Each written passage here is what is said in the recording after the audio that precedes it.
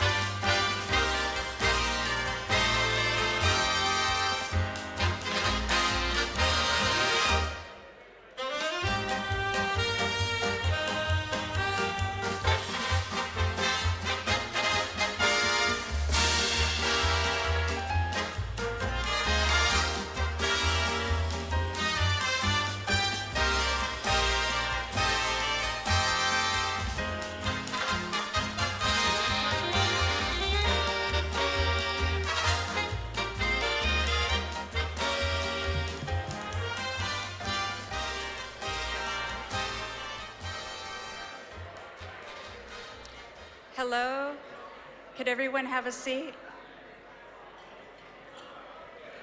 Could everyone please have a seat?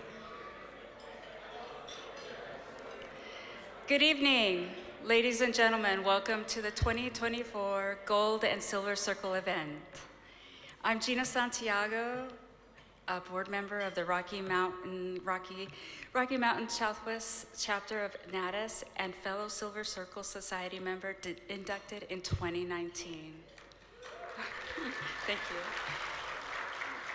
Serving on the board has been an honor both professionally and personally. I've had the opportunity to contribute ideas, help out, give back to both my peers and upcoming generations who aspire to get into the broadcast business. You too, Joe. Bless you. Earlier today, we held a Student Production Award event. Participating in that and the board's education committee is very rewarding to me. We show students that what we do and share our experiences and what we learn from. I love what I do in broadcasting. From 30 years at Univision, Arizona, and my current 5 years at 12 News, many of you can relate to all the jobs that we do and can imagine all the stories we have to tell. Tonight, I feel especially proud of this special Gold and Silver Circle Award induction and dinner. We are here to celebrate the best of the best in our industry and get to hear about their incredible career journeys. And if you're not sitting, now is the time to please take your seat and join your table for the evening. Our event is about to begin. Thank you and enjoy the ceremony.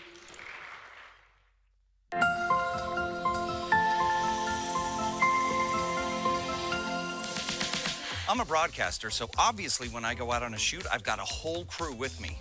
Hey, is that camera about ready? Good, yeah, we're good to go, Chad. How about sound? Yeah, sound speed's all we're waiting on is the producer. What do you mean he's not coming? Guys, sorry, it's a bust. What?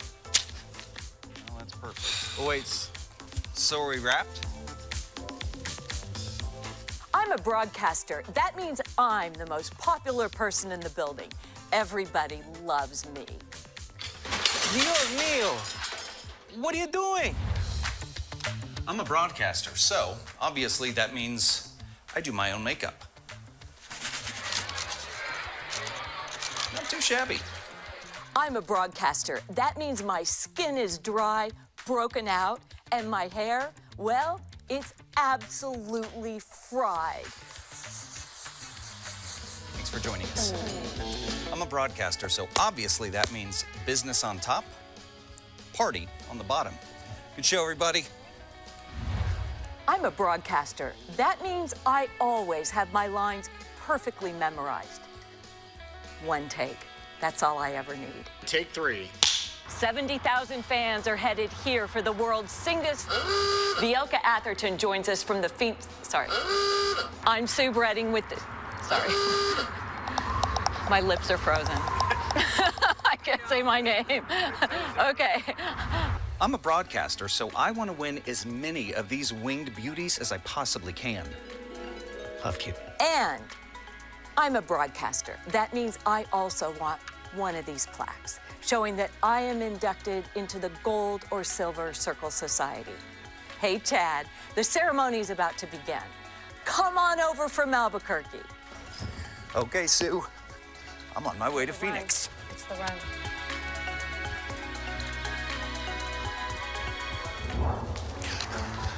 So long, Gallup.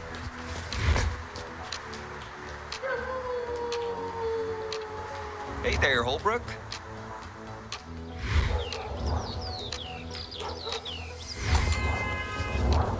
Chateau Lux, there it is. Please welcome to the stage your hosts for this evening, Rocky Mountain Southwest Chapter of the National Academy of Television Arts and Sciences Governors, Sue Bredding and Chad Brummett. Well, good evening, everyone. Welcome to the Gold and Silver Circle event. Chad? I'm here. I'm here. I'm here. Do you need a water? Do you need new shoes? Hey, actually, just need the temperature to go down about 10 degrees, you know. Anyway, I am super ready to celebrate the 2024 class of the Gold and Silver Circle Society. How about you guys? So to get started, may I ask all the 2024 inductees to rise because we are going to make everyone look at you right now. Clap for you. Come on.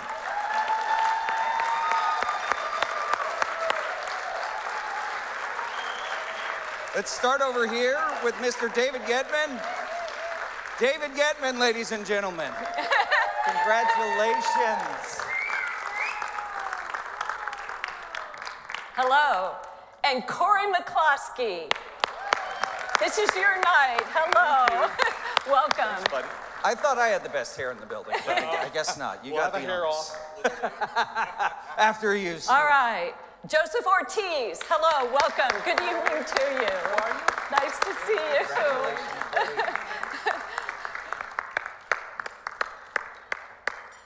Mr. Richard Williams, welcome.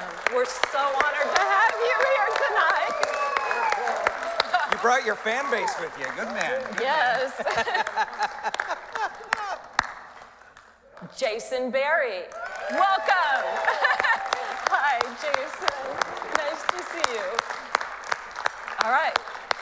We have Moving more. to the front row, an amazing photojournalist. I always say she is a bad A, you know what, Miss Carol Lind, the amazing Carol Lind.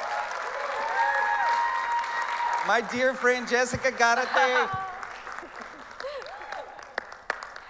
And my good friend Georgia Marie Mills. And last, but certainly not least, Mr. Malachi Wingus. Hey, thank you. Congratulations. What do you say we get this show on the road? All right, let's do it. Let's do it.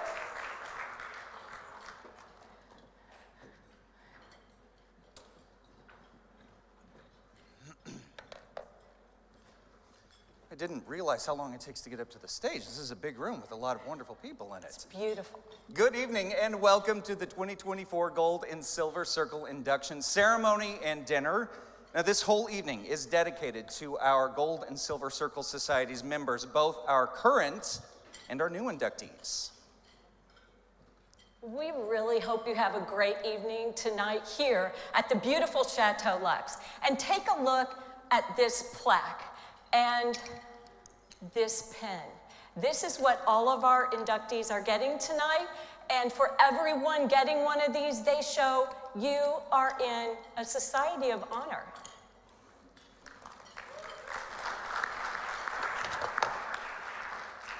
Every year, we induct a new class of television and broadcast industry professionals into the society. Now, it is a competitive process for those who demonstrate both career excellence as well as a history of community service.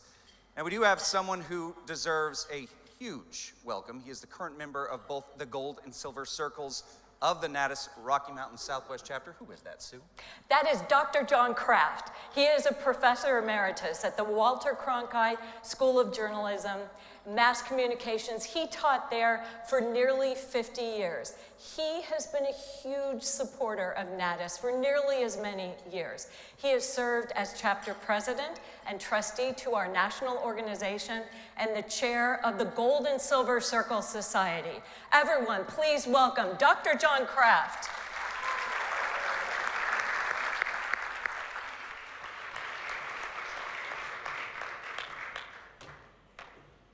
Thank you very much, Sue. Thank you all for being here tonight. It's a wonderful event. You know, 30 or 40 years ago or so, when we talked about starting this event, I thought, gee, you know, these people worked in broadcasting for 25 years. They're going to be ancient.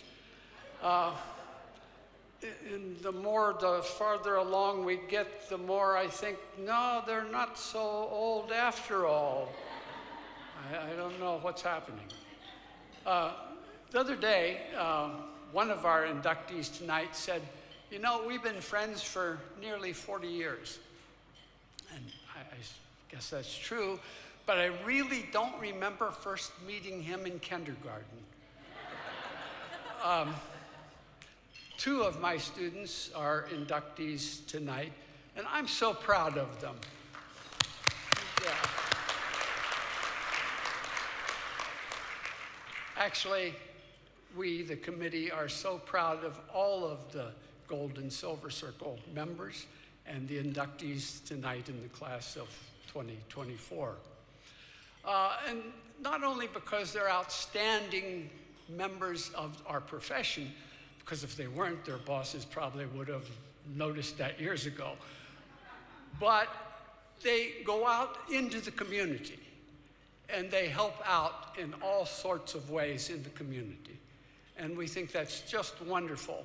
And in a world that has become somewhat negative in some of the things we hear and see on television, it's very nice to know that some of our members are out there doing good work in colleges, doing good work with their peers, doing good work with schools, with girls and boys clubs, with religious organizations, with groups that feed the hungry and so forth. That just makes me feel so good. The Rocky Mountain Southwest chapter of the National Academy of Television Arts and Sciences has long had the privilege of honoring those who have contributed to the betterment of our profession. We celebrate those who have contributed to an outstanding level of service in the industry, to their peers, and to the community for 25 years for a Silver Circle Award, and those for 50 years for a Gold Circle Award. We recognize them, we congratulate them, and we offer them our thanks and appreciation for all that they have done. We have actually more than 200 Silver Circle members now in our ranks, and after tonight we'll have 21 Gold Circle members. Each year we accept nominations for the prestigious Gold and Silver Circle Society, and our committee looks over those resumes, and we're just blown away by the quality of the people that are sent into us for nomination. These people, these members that we have are the best and the brightest examples of professional excellence. But more than that, they're the best of what human beings bring to the profession and to our greater community. So thank you very much, Gold and Silver Circle members. Thank you all for coming.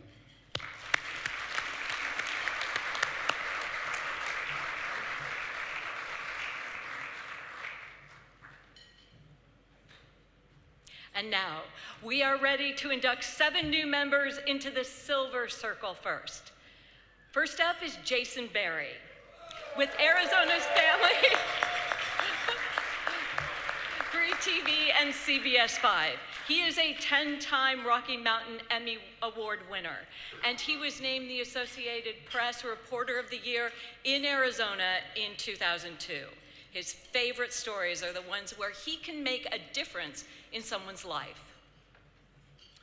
He is best known for his weekly Dirty Dining reports, which highlights local restaurants with major health code violations. I know, we say that while you're eating. This is not one of those places. This is not one of those places. For years, Jason put together the station's Pay It Forward segments as well, which rewarded members of the community with $500 for going above and beyond the call of duty to help others. Family and friends, storytelling, and community service. You can't sum up Jason Berry's life in just 3 terms, but if you had to, these would be fitting.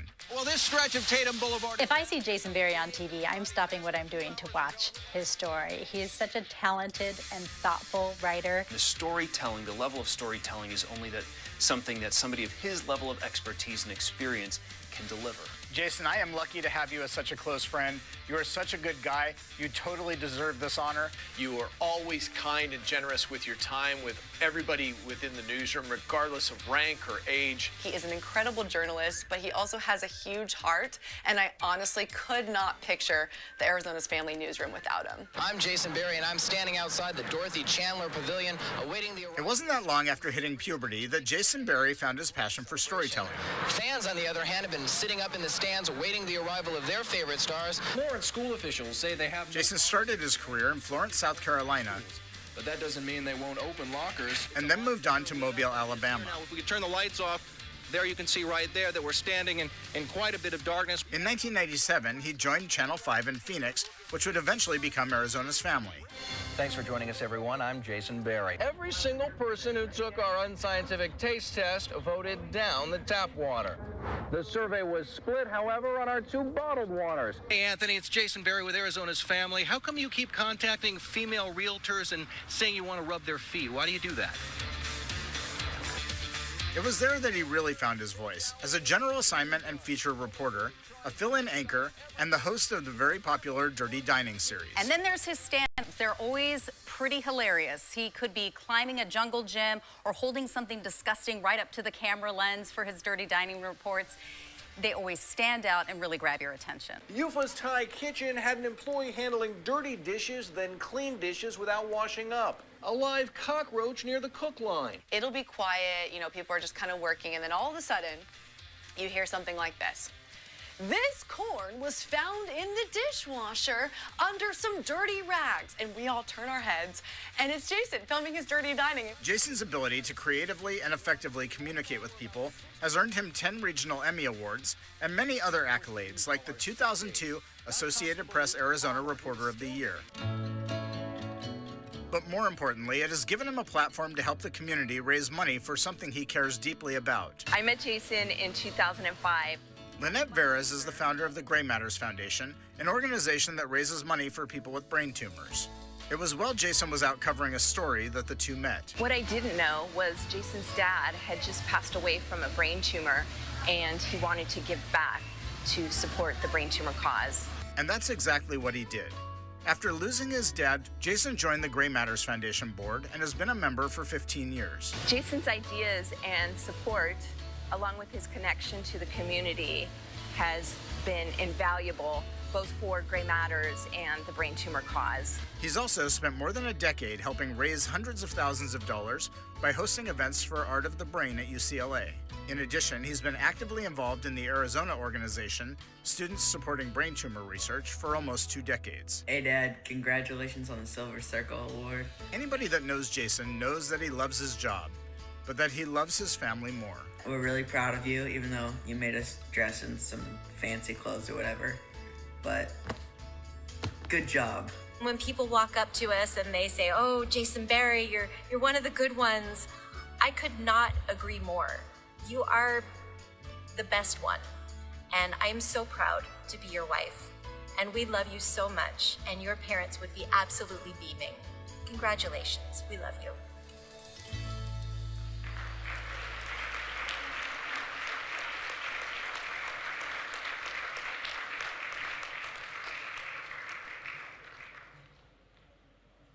Now it's your time to shine, my friend. Come on up.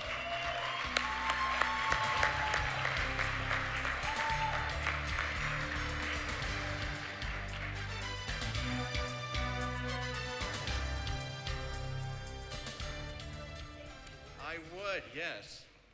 That was great. Sounds like a great guy. That was pretty good. I've got to tell you, this is a pretty awesome experience for me, especially having many of my close friends and family with me here today. It's not only special being honored and selected to be in the Silver Circle, but the fact that I'm here tonight with my incredible wife, Karen, who for years has always wondered, how do I do what I do? She's like, you call people every single day out of the blue and expect them to be available for you at that particular moment to be on television within probably an hour. I'm like, yeah, so? That's what we do. Also here tonight is my teenage son, Josh, who you saw up there today. I know he is extremely proud of his dad, even though he may not say that out loud. He is currently rolling his eyes right now just to let me know I'm doing a good job and to keep up the good work. My brother Jeff and new sister-in-law Rebecca are here. My in-laws Dave and Judy are here. They probably have seen more of my stories than anybody else in this room. Thank you for watching. Our nephew Darren, also an avid watcher of Arizona Family, thank you. And my incredible childhood friends, Greg and David are here. They flew in from Los Angeles. They can confirm that ever since we were kids that I've always wanted to be a TV news reporter. So I decided to be a TV news reporter. My buddy Pete is here. He was one of my first friends when I moved here in 1997. We were on a lot of crime scenes together, and we attended a lot of unsuccessful speed dating events. It's probably a good thing because we both did very well and married up, so That was good. Thank you all, and thank you to all my friends and family who are watching online back in Los Angeles and in different parts of the country for supporting me all these years. And I know my dad and my mom are looking down and smiling as well. Thank you. You know, it's really hard to believe that I've been a TV news reporter since 1990. I started doing the math, and that's about 250 stories a year over 34 years. That's roughly 8,500 stories that I've been a part of. Man, that makes me feel old. But the great thing is that I still love what I do. I love going into the newsroom. I love telling stories. I love sharing what I've learned with younger reporters. And I take pride in every single story I write. I sometimes feel like good storytelling is getting a little harder to find on local newscasts with all the running and gunning and getting stories on air, the breaking news and the social media. But the reality is, if you tell a good story and keep viewers engaged and interested and entertained, they'll keep watching. And that's what I keep trying to do every single day. I used to teach a class at ASU, a reporting class, and I would always tell aspiring journalists that people are the key to telling a good story. They're the key to every story that you write. Viewers want to meet someone. They want to get to know someone. They want to know how they're impacted and how can I relate to their experience. It's also important to have empathy. Don't just stick a microphone in someone's face, especially if they just lost a loved one. Talk to them. Comfort them. Let them know that by speaking out that maybe they can prevent another family from experiencing a similar tragedy. I've also learned that there's nothing wrong with being lucky when you're out looking for a good story. A few years ago, there was a shooting in Texas, and we learned that one of the young victims used to live in Tempe with his grandparents. So like all the other news crews in town, we knocked on the grandparents' door that happened to have a sign that said, "Not interested in speaking with the media." So, we saw the sign, we left, but as we were walking back to our news vehicle across the street, a woman came over and said, "Are you looking for the grandmother of the boy who was shot in Texas?" And I said, "Yes." And she said, "Well, I'm the other grandmother. I'm the dad's mom." She then invited us into her house and showed us pictures of her grandson, and we got the interview, and I thought, what are the odds that both grandparents lived across the street from each other? But they did. You never know. And sometimes you get lucky when you're out doing a story. Another time, I was going to a middle school, looking to find a girl who was approached by a predator at a school. And for the record, hanging out as the creepy guy in front of a middle school, not always the best assignment. I'm just saying. Well, we happened to find a student who said, "You're looking for Sarah." Yeah, she lives 4 blocks down, maybe 3 houses in. There's a red pickup truck in the driveway. So we wandered on over, knocked on the door. The family's like, "Sure, come on in." We interviewed them. We were the lead at 5. It's always good to be lucky. But by far my favorite story is one that I never actually wrote a story for, and it never made air. It was during the housing and mortgage crisis when people were losing their homes left and right. We had done numerous stories on foreclosures and people losing their homes. One day a man showed up at our station wanting to talk to a reporter, so I went out to see him. He told me he was going to lose his home and they were going to foreclose on his house in about a week, and was there anything that we could do? I ran it by my producers, who said we'd already done so many of these stories, they didn't have any interest in us doing another story. So I thought, well, maybe I can help him. So I called a contact I had at Wells Fargo Bank, who I'd done previous stories with, and gave him all of this man's information. A few days later, the man showed back up at the station in tears. He gave me a big hug and he said, "You saved my house and you saved my family." And all I did was make a phone call to someone I knew at Wells Fargo Bank. But that was the proudest moment I've ever had as a reporter, doing news for 34 years.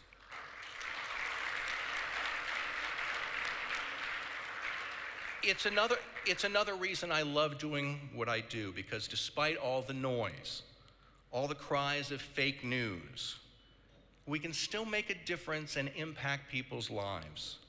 We can expose corruption, crooked contractors, bring people together, and help communities heal. 34 years later, I can say, I still have a pretty cool job. Thank you all. Hi, Jason. You can go over to Mike. Jason was nominated by Mike Harris. Thank you, Mike, for taking the time to make us aware of Jason's invaluable contributions to the industry.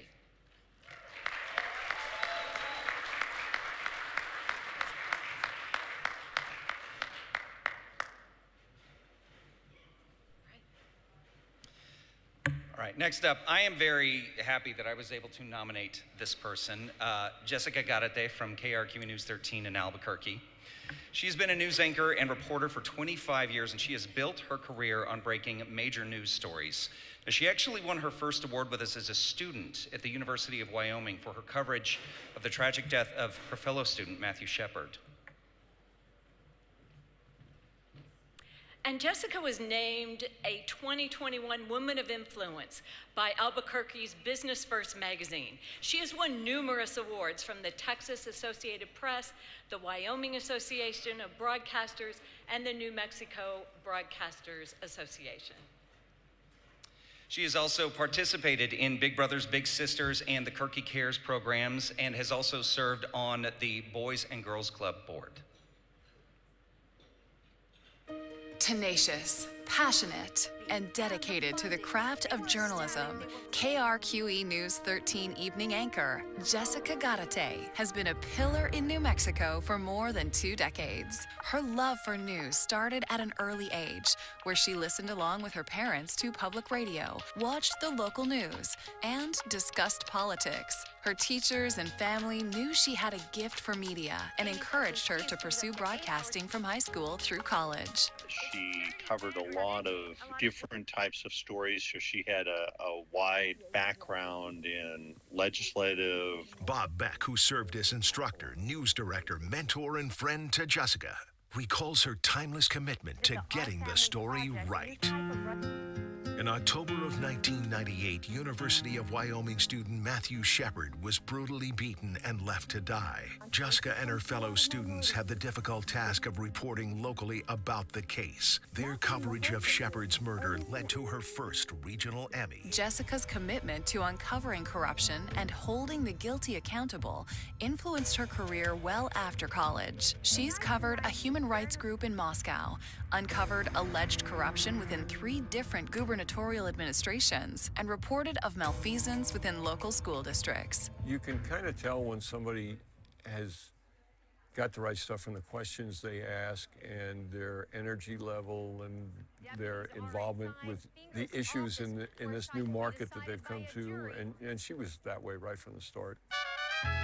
Jessica moved to New Mexico in the early 2000s, working as a reporter and anchor with KRQE News 13 and Fox New Mexico. She earned her way to co-anchor with a legend in the annals of New Mexico broadcasting, Gold Circle member Dick Niffing. She asked the right questions. The news anchors, sometimes rightly so, get a bad rap, but one thing that I think every news anchor has to remember, and Jessica knew this right from the start, you're the last catcher of factual information. While establishing herself as a trusted name in news on the anchor desk, she's never lost her passion for reporting in the field. Her coverage of the death of a 4-year-old boy that could have been prevented received a regional Emmy nod. Her second regional Emmy win came from her reporting on the kidnapping and murder of a New Mexico woman. Don't tell Jess I said this, but Jessica Garate is one of my professional heroes. She's achieved so much. I mean, she's the main anchor at the CBS and Fox station in Albuquerque, and she still works so hard every single day to drag news stories into the newsroom. She's tough when she needs to be tough, but she's also extremely compassionate. Jessica is well known and respected in the philanthropic world of New Mexico. She was named a 2021 Woman of Influence by Albuquerque Business First, and for more than a decade, she's volunteered her time with the American Heart Association. She's a storyteller. And so she weaves in stories and just really makes people respond and want to help support the work that we do here. Jessica also volunteers her time through numerous KRQE initiatives, including Story Time in the Park, Food for Kids, and Books for Kids through the award-winning KRQE Cares. She has served on the board of directors for the Boys and Girls Club of New Mexico, as well as participating in Big Brothers, Big Sisters. But perhaps her greatest accomplishment is that of mother and wife to daughters Lola and Kaylee and husband Ryan. She's one of the kindest people I've ever met in my life. She is a very grateful person. Jess is so good at what she does, but she has this real work ethic and this, I mean, she's as good at journo as I've ever worked with. I'm just proud that I worked with Jessica for the years that I did. Congratulations, Jessica, on your induction into the 2024 Silver Circle Society.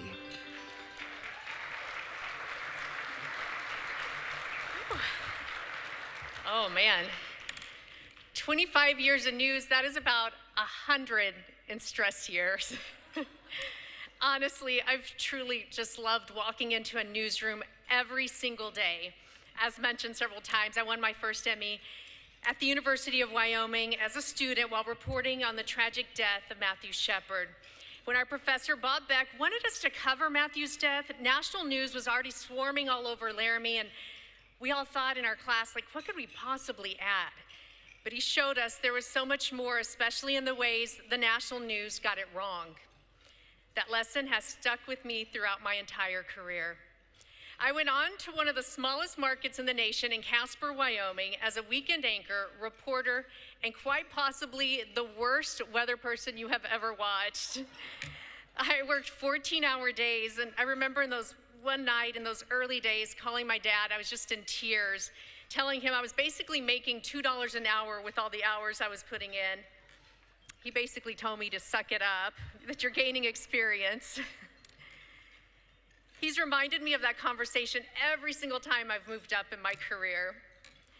Both my parents are first-generation Americans born to Mexican immigrants who spoke Spanish first and learned English in elementary school and, of all places, West Texas. So talk about a challenge for someone who wanted to speak for a living. I had to work on pronouncing a lot of words correctly after growing up in a household with a dialect and a twang. I love to tease my parents, but I'm proud of my roots, and truly, I owe everything to you both. I know you're watching tonight. You're my biggest fans and role models. You taught me the value of hard work, balancing a career and kids, and above all, kindness. Thank you. To my sister Mireya, you inspire me every single day. I just love you, Katie, Bailey, and Colin so very much.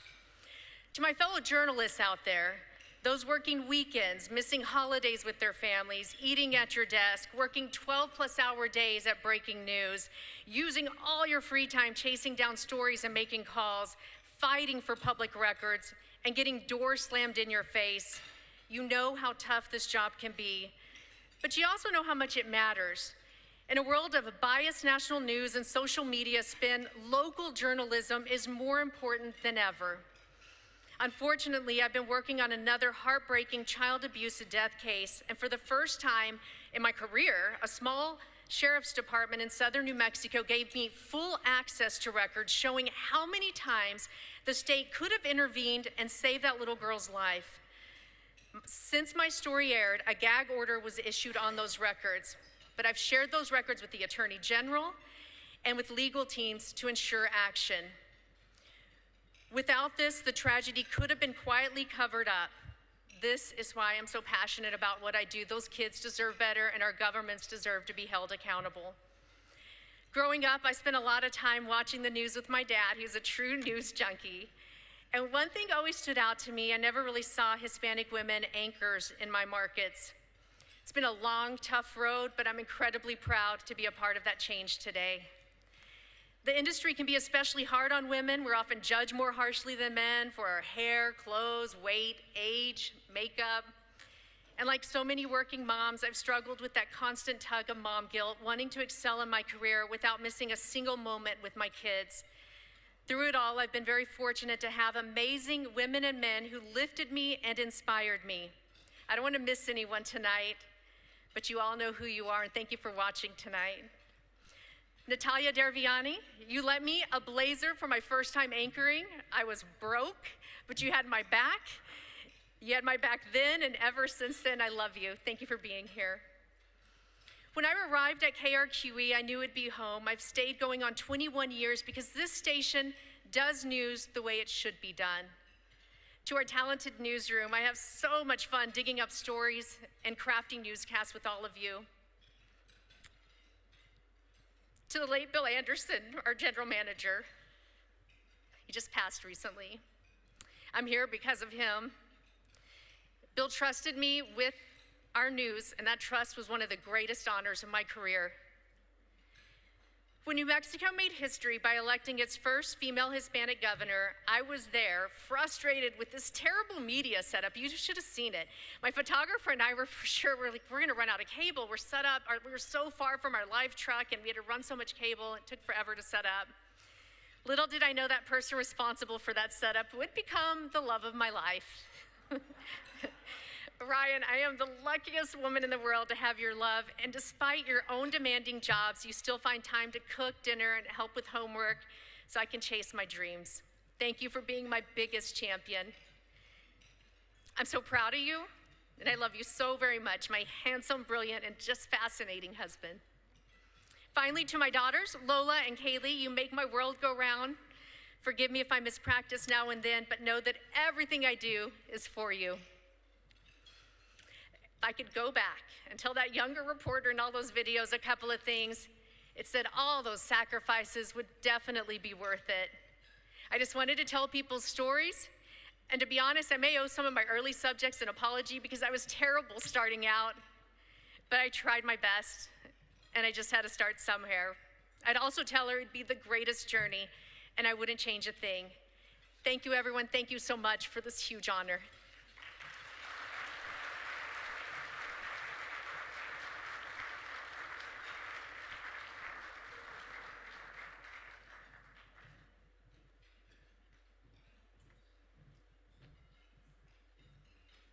Hey, thank you, Chad, for nominating her.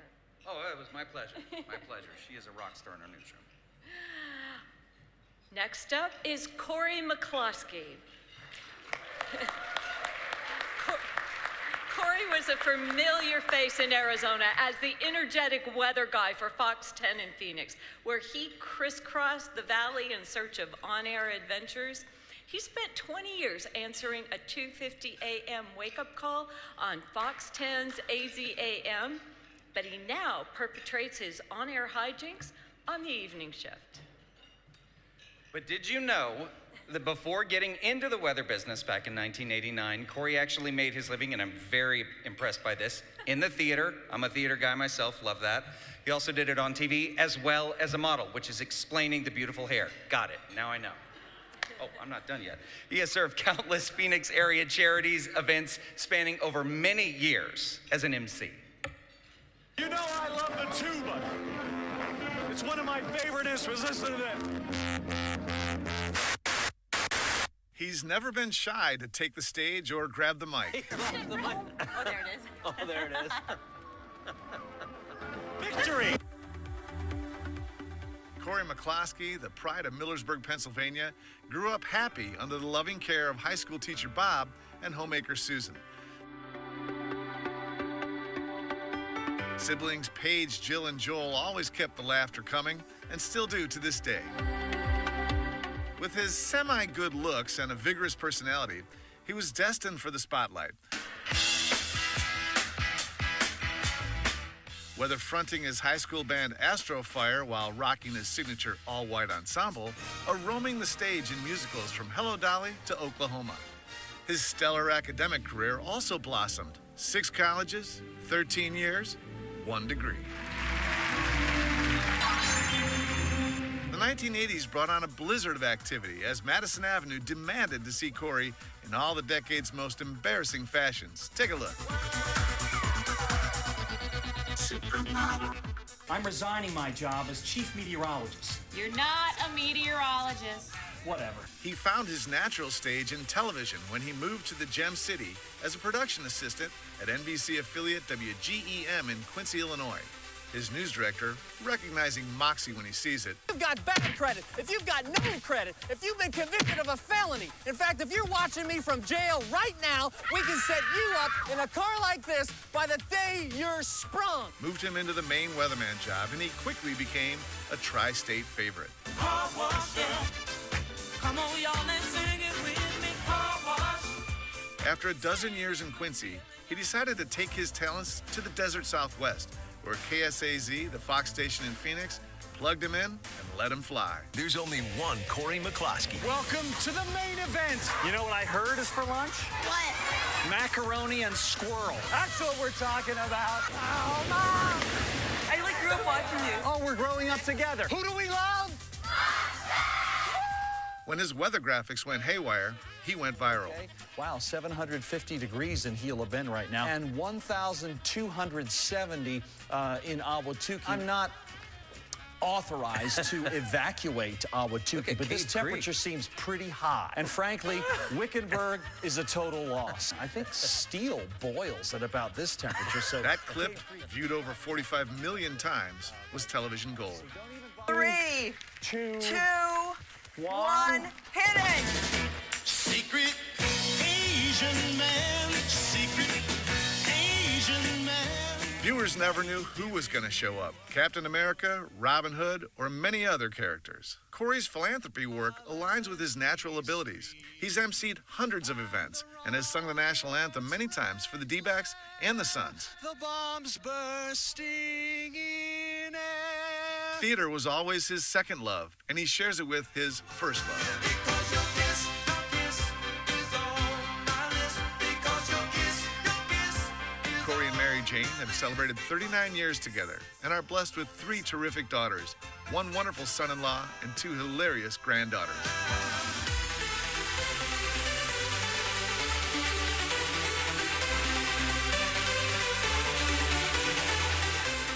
Tonight, Corey, we celebrate you, and we salute your stellar career, your work in the community, and your dedication to the craft. And we welcome you to the Natus Rocky Mountain Chapter Silver Circle.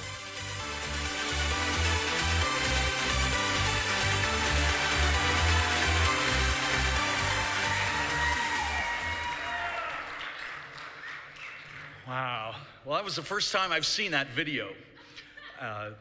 Gosh, I appreciate it. Thank you so much. This is the fellow who was responsible for the video, Tom Fergus, my longtime friend.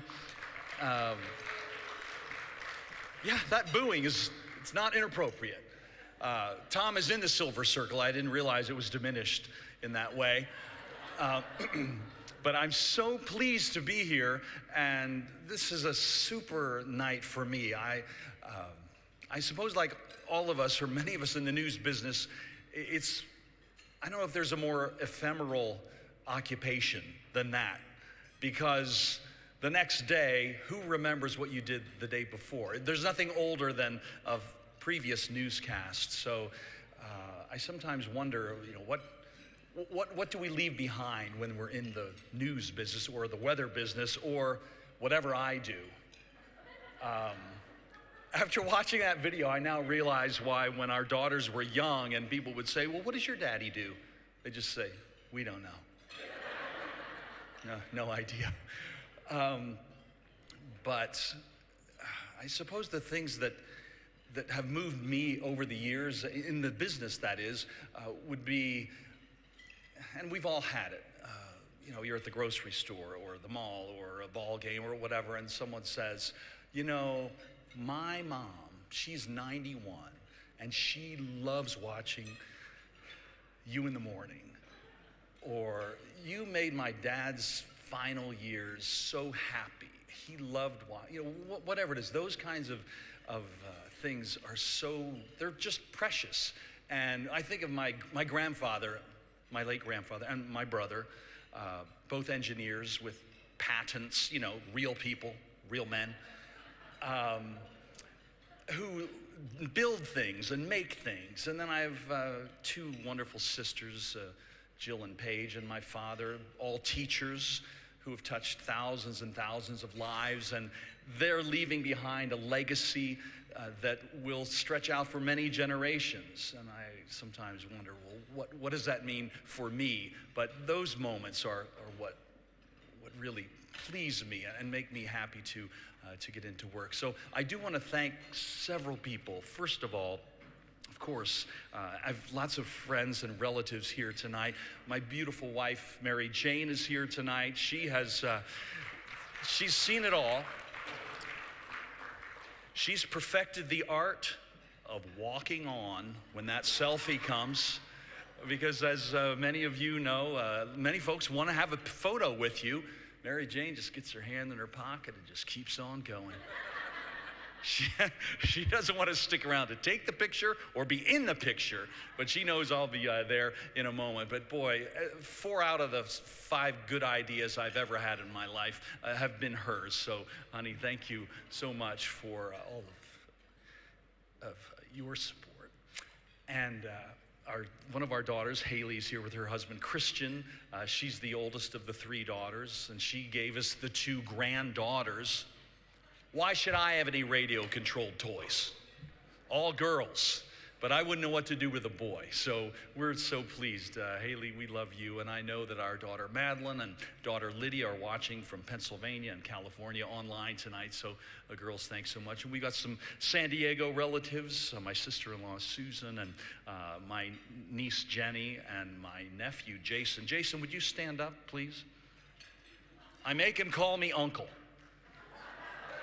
That's right. Rules are rules. Good to see you, buddy.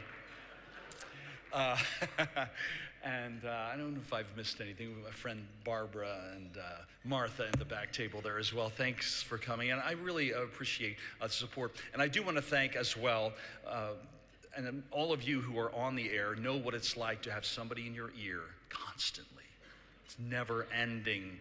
And I've always been happy for it myself, because half the time I don't obviously know what I'm doing. But the woman, is she over there? Oh, well, we'll probably meet her in a second. Jennifer Dawn. She is, yeah, that's right. Longtime producer on the morning show at Fox 10 Arizona Morning.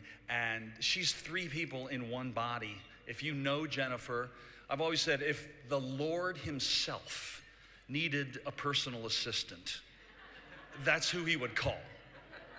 She'd be like, hey, Nebraska needs water. Could we get on that? He's like, oh yeah, sorry. We'll get the rain going. So Jennifer, thank you so much for all of your support over all of those years. And one thing you always love to hear from a producer is, no worries. That's her mantra, no worries. She's so good. She can always get the next thing going. And if your live shot goes south, what does she care? She's got 3 things that can replace it. But anyway, time's drawing short. But as I said, the happiness angle, as I suppose what I feel like if I've been able to bring anything to Arizona, I hope that it's that. And I hope that over all of those years, I've been kind of in the happiness business. And speaking of the happiness business, I'm about to make somebody happy tonight. Look under your plates there. Somebody should have a gold coin at his or her table. If you've got it, raise your hand up high. Oh, ho, ho, ho. Tell her what she's won, Micah. It's a selection of mechanically separated meats, Corey. First, Armour Original Vienna sausages, the 2-inch sausage with foot-long flavor. And a 3-ounce can of Armour potted meat, rando chunks of chicken and pork bathed in a sodium nitrite broth. Armour, it really is meat.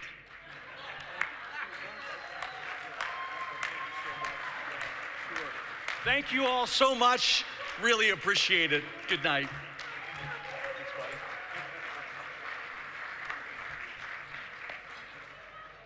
I don't know how we follow up with that. Corey, as we said, nominated by Tom Fergus. Thank you, Tom, for nominating such a force of talents and charm and apparently awesome prizes, too. I had no idea.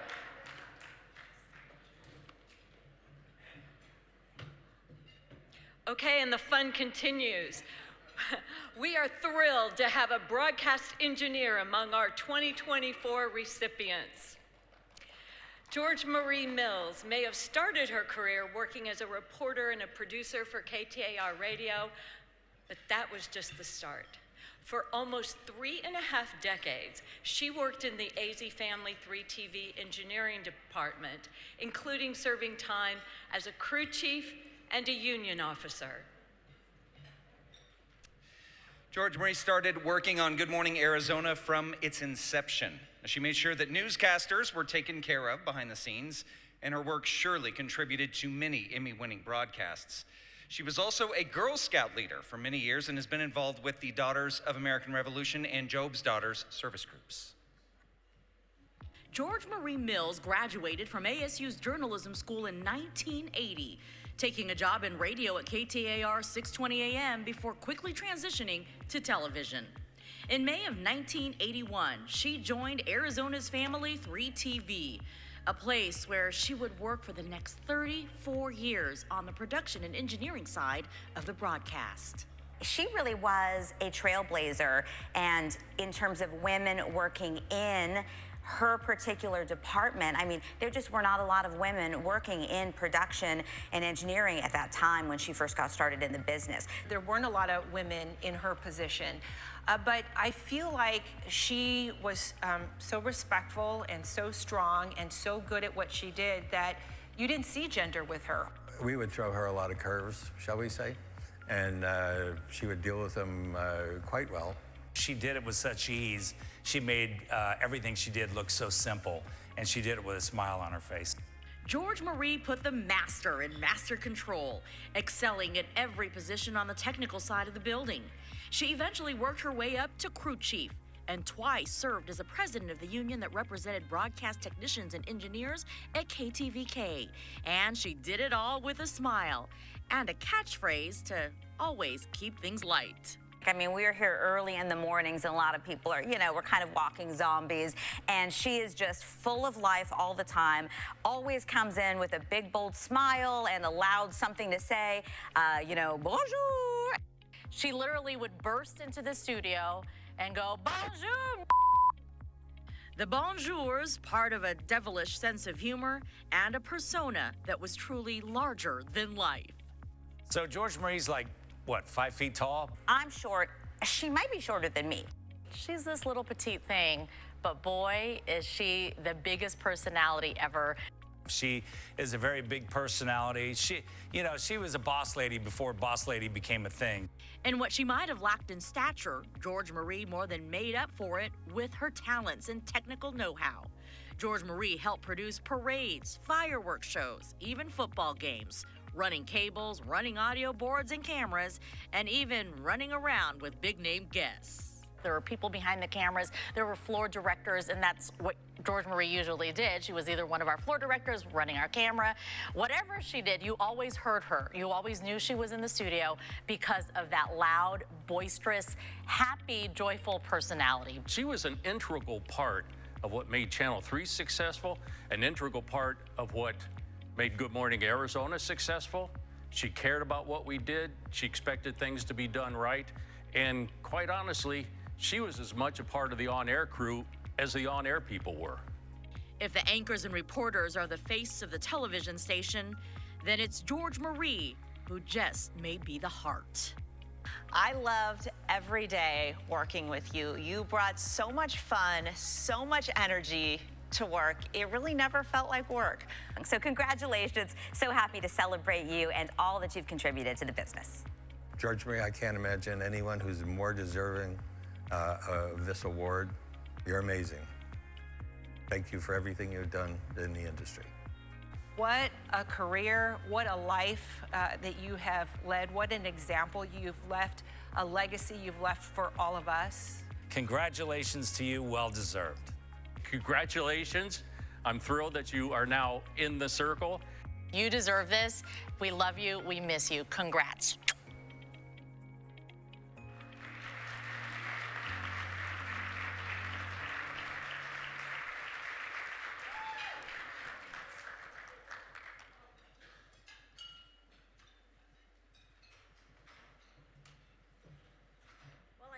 say following McCluskey's going to be a little hard to do.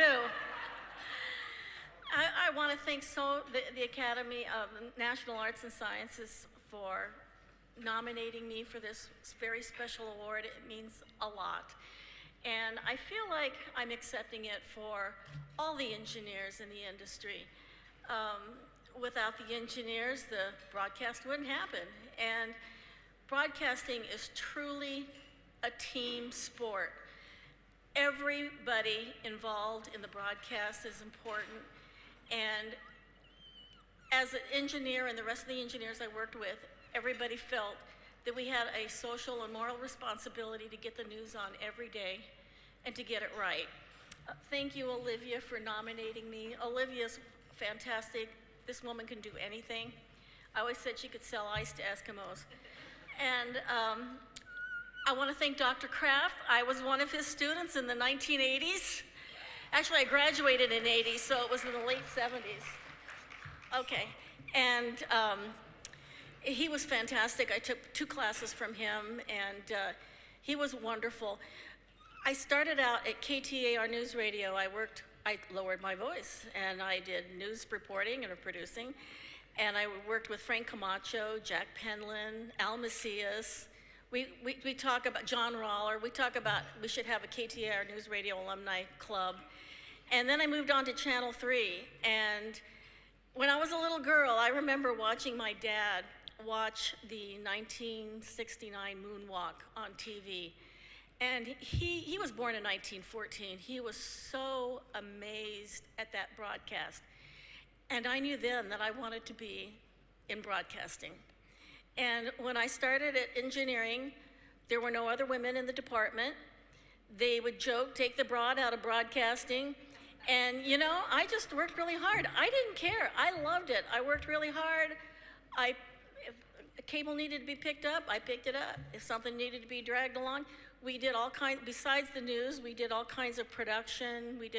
At Channel 3, we did a lot of new things for local broadcasting. We did the football games, basketball games, and I also did a lot of freelance. I kind of have a funny story about that. I was freelancing a baseball game, and I hadn't met the director yet, because I was in one part of the truck, the director was in this part of the truck, and you sell your slow-mo shots like, oh, I've got the balk on the pitcher's mound, or I got the slide into second, and everybody called me George, and late, probably the 4th inning, he turned to the TD, and I heard him say, I don't think that guy's a guy.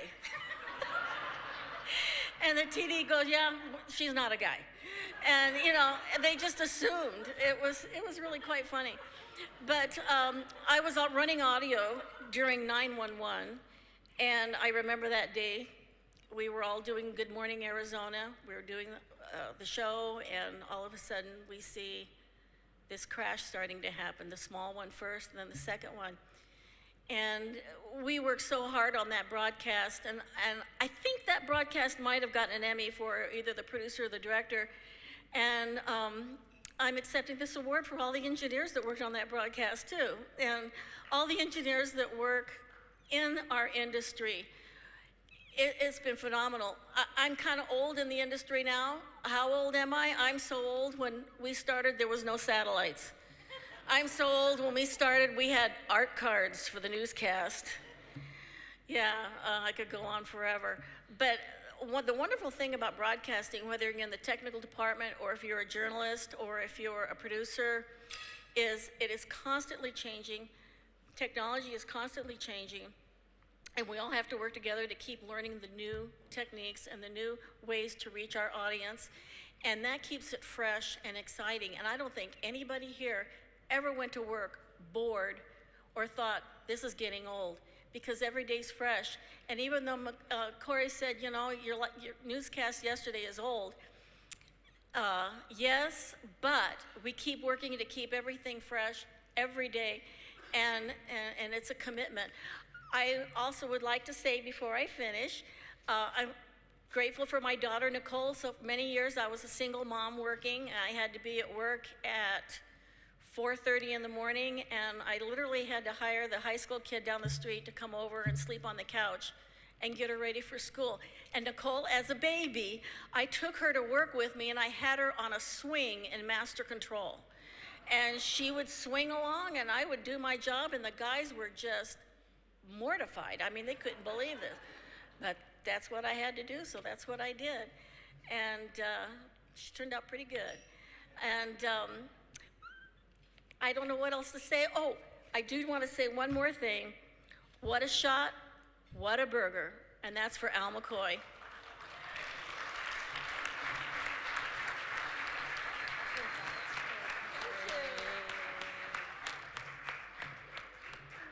I had the honor of working with George Marie for many years, probably decades. And thank you to my good friend Olivia Fierro for nominating her. Olivia, we really depend on the community to help us find those who are so deserving. And the fact that you nominated a broadcast engineer, that's great. If you think about it, the Emmys don't have an Emmy for broadcast engineer. So it makes it really special to honor her tonight.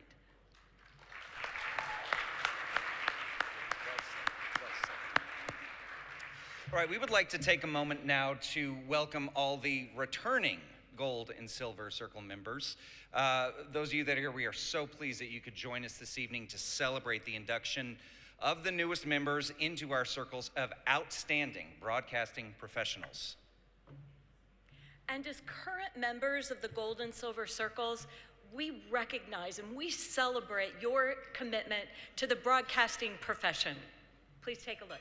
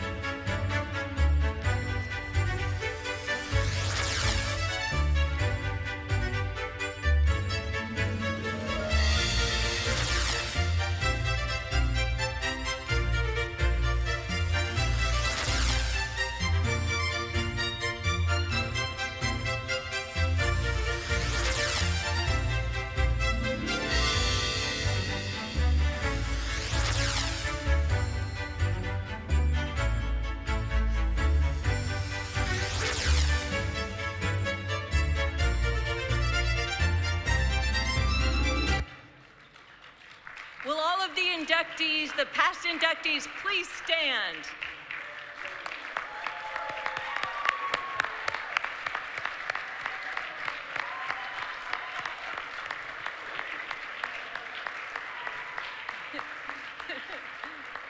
You know, the Board of Governors believes that the honor of becoming a Gold or Silver Circle inductee deserves its own night and its own dinner event.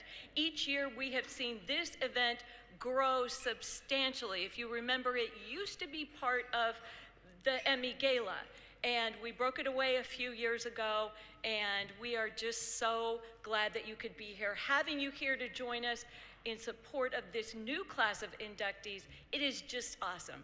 And thank you for your years of outstanding service. We hope that you have a really wonderful time this evening. We hope you get to visit with and reminisce with your fellow members. And we also wanted to take a moment now to mention something that happened today.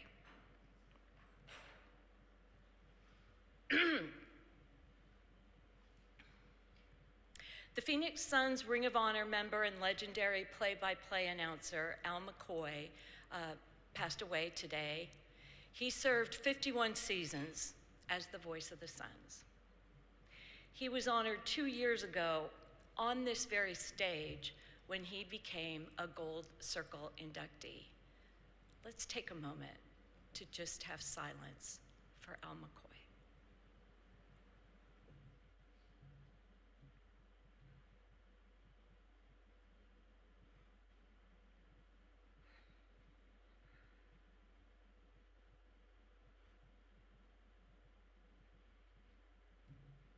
Thank you. We now continue inducting more members into our Silver Circle Society.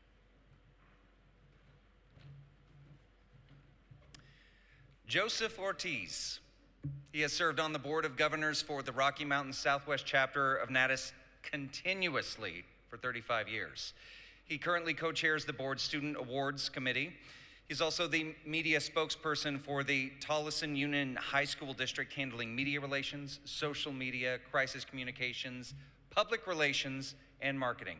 Because you apparently got a million things to do, and you do it very well. Joseph has mentored many broadcast students. He served on the Educational Access Governing Board for the City of Phoenix Educational Channel, and he also oversaw the City of Tempe's TV station, Channel 11. Joseph is also a member of the National Association of Hispanic Journalists and the Arizona Latino Media Association. Well, Joe, you could call him Joseph. He's not a Joey. And there are certain things you can't call Joe. And one thing for sure you never call Joe is late for dinner. But seriously, Joseph, he is an outstanding public information officer for the school districts all over Phoenix and in the valley here. I met Joe easily 20 years ago, if not a little bit more. I first met him when he was at Phoenix Union. I describe him as a go-to guy. I first met Joe on a story that I was doing with the Tolleson School District. My first time meeting Joe, I went out for a client lunch, and I'm looking around the room, and who's there? Joe, I think, drink in his hand. And he just chats me up. We end up talking for like 10 minutes. I'm sure this is the feeling that he gives everybody. Like, as soon as you meet Joe, it's kismet. It's just like this natural reaction in the universe. He's a good person to know, and you just want to hang out with him. The kind of stories that he brings to people like myself as a videographer are incredible. They're the type of stories that you wouldn't hear normally. They're the kind of things that reach deep into a community. Some PIOs or communications people will shy away. Joe was always, I think, very good about explaining a story, even if it wasn't necessarily favorable about the district. And that, to me, is a great mark of a pro. Joseph sees so many different stories in his day-to-day job. One in particular, Speak Up, Stand Up, Save a Life, an organization that hopes to mitigate adolescent bullying and to help not only students, but their parents deal with this type of situation. He's always trying to help students, especially the ones that want to go into the field of journalism. So we do this activity called the Lunch and Learn here at Univision, where he brings students from all over the region to learn some of the skills to be a journalist. I'm the president of the Arizona Latino Media Association. Joe's been a long-time supporter of our efforts with Alma. He really gets the power of communication and being a voice for people. That, from a newsman standpoint, is tremendous. Joe may not be known to everybody, but to those of us who work in newsrooms and who have had the pleasure of working with Joe over the years, we know who he is and we know what he can do. There's a passion to help students, find their path in media or journalism. You can see it, you can feel it when you're with him. You know that he's still so passionate about what he does all these years later. Again, he has a big personality, but he lets other people speak at the same time, which is like a really family circle. You're not talking business, you're not talking shop. He just helps us to remember, why we're doing things, with a student, and that's the key thing. Everywhere that he goes, and he goes to a lot of different places to enjoy good food and drink, he's shooting it and he's posting it. Hey, Joe? Yeah, where's the party? Happy hour? Okay, what's the food like? Well, I don't know if I can say this, but anytime we have a gathering, he's always there to drink our wine. That's Joe. I mean, Joe, I think, has this appetite for life that you love, and you love to be around it. 25 years, Silver Circle. It's a big honor, and you deserve it. And they offer you salud, amor, y dinero. Felicidades, hermano. Joe, congratulations to you. We are so excited for you. We salute you. Saluti. On behalf of all the Univision team, congratulations, Joe. Joseph Ortiz, my friend, you show so much dedication to your work, and you're an outstanding man in our community. Congratulations on this award. It's well deserved.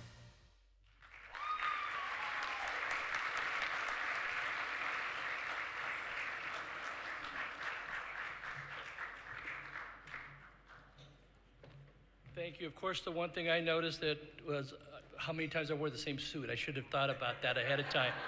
25 years into the future that I should not be wearing the same suit. So I'm deeply honored to accept this award, and I've been on the Natus board for over 35 consecutive years, since the late 80s, believe it or not, back when Rick DeBrule's wife, Patty, was one of our administrators. And I've been elected to the board, I've been re-elected, I've been tapped to fill open positions, and I'm currently an ex officio member on the governing board, the Board of Governors, I should say.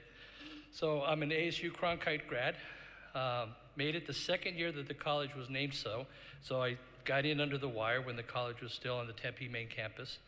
I served with esteemed colleagues, including Dr. Kraft, one of my ASU professors from the time at the Cronkite School back in the mid-'80s.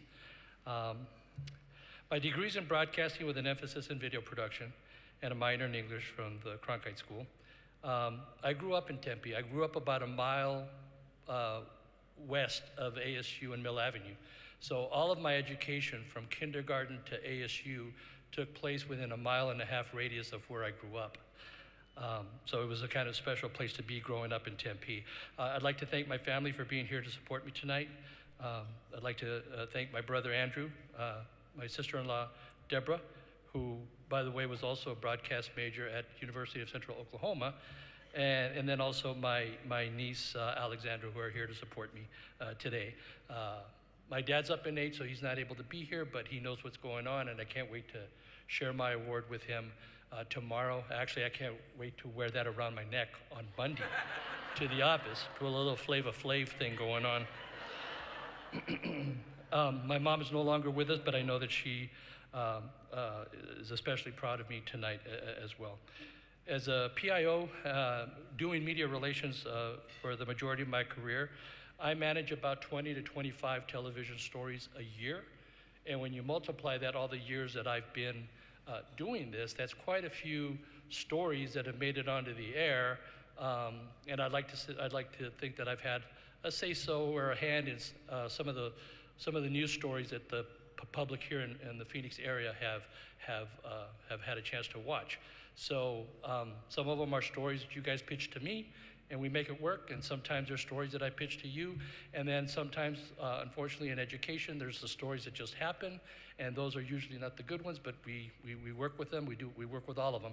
One of the things that I always work to tell my interns that I work with is that media relations, you don't run and hide when there's a negative story. You work with the media on every occasion, good, bad, indifferent. You don't run and hide when there's a negative story, and then a week later pitch a story that's positive to the same people that were asking you for an interview or a statement a week earlier. And hopefully that message has gotten to some of my student interns.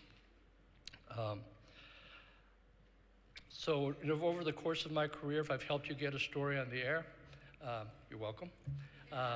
If I've helped you get a story on the air that won an Emmy, you're welcome. Currently, I'm the Public Relations Director for the Tolleson Union High School District, and I like to put the fear of God into people by telling them, especially those of you that are parents to teenagers, you understand this. How would you like to be responsible for 14,100 teenagers each and every single day? I am up on every TikTok challenge. I know what Taylor Swift and Ariana Grande and Olivia Rodrigo are doing, and Sabrina Carpenter, stuff that a man my age should not be up on, actually, quite frankly. But I've seen it all in my career. I've also worked for the city of Tempe as a communications director there, and I did just want to briefly mention about a story that would resonate with Corey McCluskey and probably Jen Doan. So I was working at an elementary school district in South Phoenix, and back then, Corey used to fly in a helicopter and land in the playground. That was before the attorneys and the insurance companies got involved. But he would come out in a helicopter. And one time he came out to one of my elementary schools, and these are kindergarten through 8th grade kids. They were so excited. And Corey comes flying in. There were roofers in the area. They were working on a roof. They stopped what they were doing to watch Corey land in the playground. And one time, you know, what they would do with the kids, they'd get the kids all around the playground, and they'd go around and do a live shot. They do about 3 or 4 cut-ins, and then they do a live shot at the end where they go around and show all the kids. One time they were doing that, they were just about to sign off on the morning show, and they're going around, everything's going good, until they get to the final spot, and this one young lady decided it would be wise to flip off the camera live on television. And I was mortified. And I looked at Corey, and Corey's face, he had this exact same expression I had, which was, no!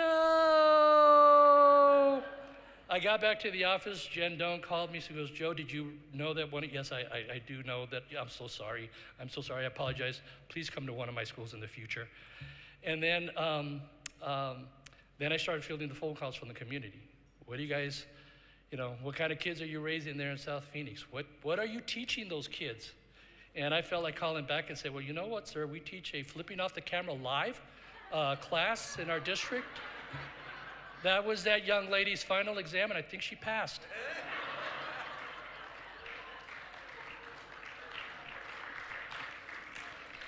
So I'm humbled by this recognition. I want to thank Gina Santiago for championing my efforts and for doing the nomination. I wouldn't be here tonight if she hadn't made the nomination. To my colleagues on the Board of Governors with whom I've broken bread with for all these years, even back when CBS 5 was on I-17 and Thomas, something like that. Indian School, there you go.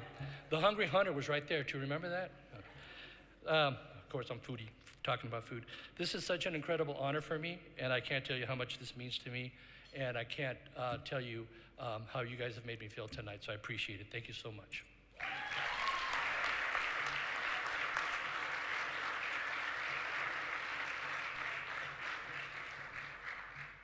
Thank you, Gina Santiago, for nominating Joseph, a true example of the depth in our industry as it continues to evolve outside the classic TV setting. Richard Williams is widely recognized as one of the most accomplished producers of medical media in the United States. Williams worked closely with the renowned heart surgeon and biomedical educator, Dr. Edward B. Dietrich, both in Texas and then also here in Phoenix when Dietrich founded the Arizona Heart Institute and developed an audio-visual department. And this was more than 4 decades ago, and it was very groundbreaking. With Dr. Dietrich's keen understanding of the power of video, Dick forged a mission to use mass media to educate the public about heart disease. His projects were seen by millions of viewers. Many lives have been saved or prolonged due to his many educational endeavors, leaving an indelible mark on Arizona and beyond.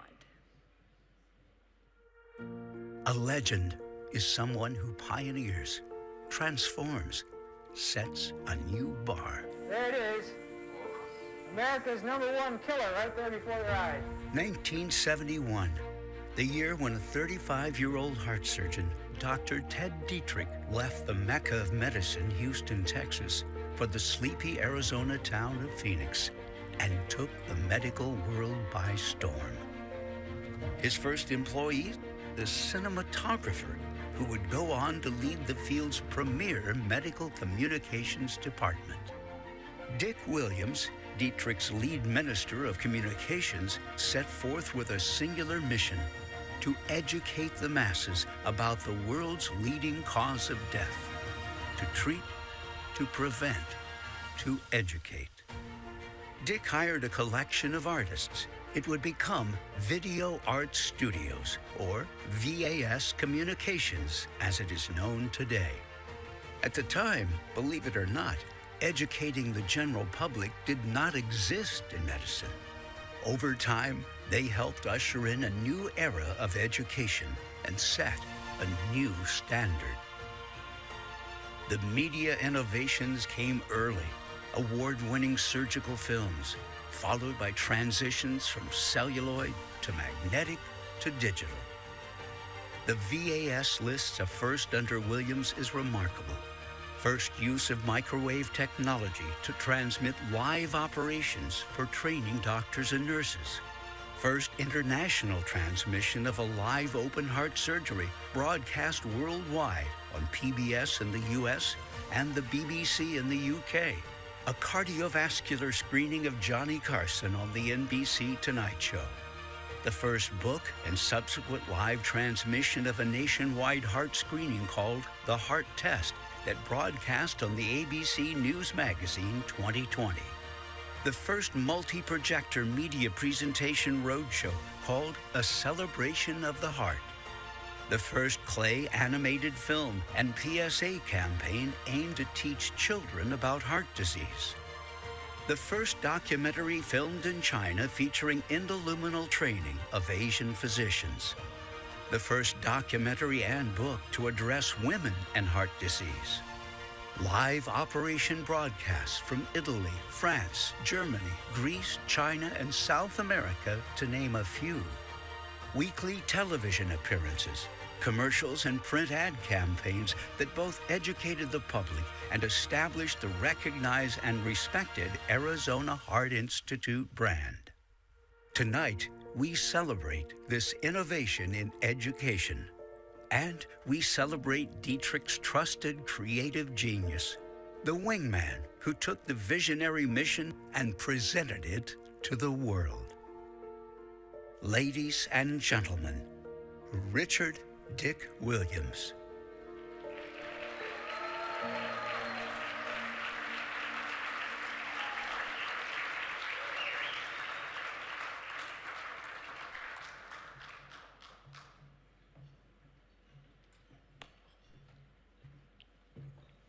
Well, a few months ago, my friends from BAS informed me and brought me up to date on what was happening with the circle. And I'll be honest with you, I was not totally aware, but I was determined to find out what this was all about, because I thought that the Emmys would be a program for broadcast television, as evidenced by the audience here tonight. It's virtually a who's who of broadcast television in the Valley.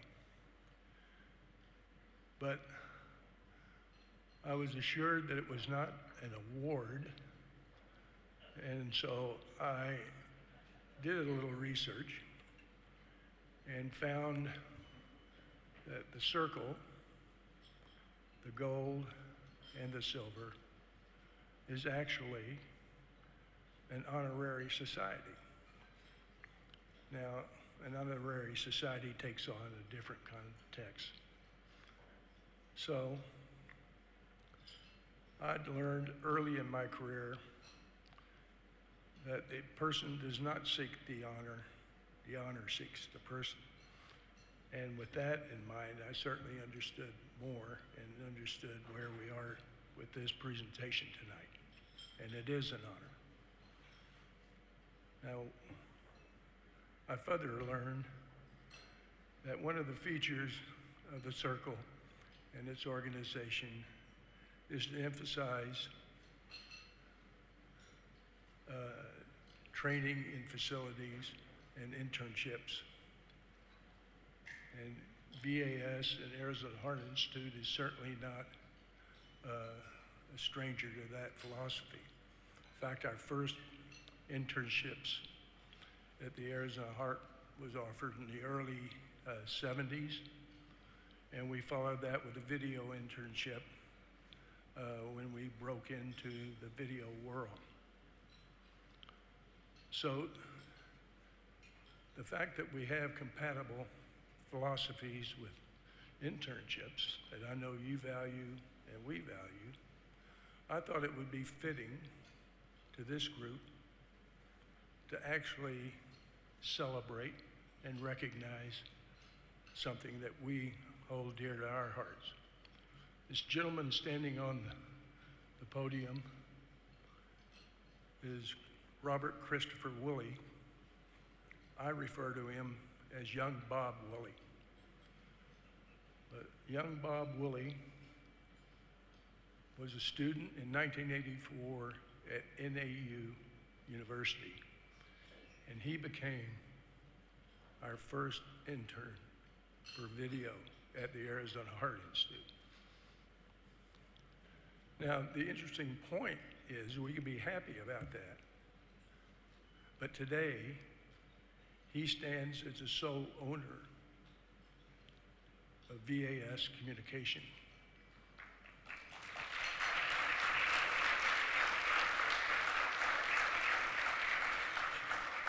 And if that's not a celebration of success, I don't know what is.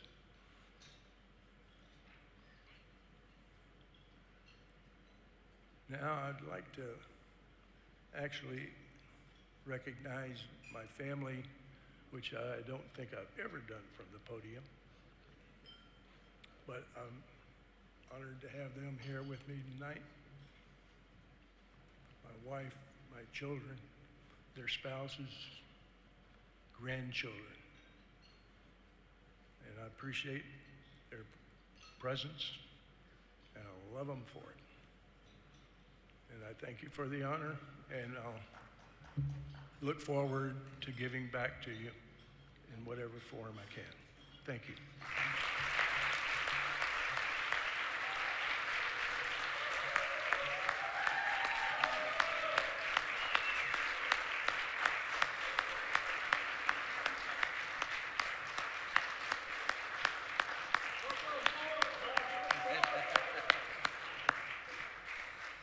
Mr. Williams was nominated by Chris Woolley. Chris, thank you for nominating Richard and for the beautiful video tribute. It is just, watching that, it is just incredible how much television history really started here in our Rocky Mountain region. Just mind-blowing.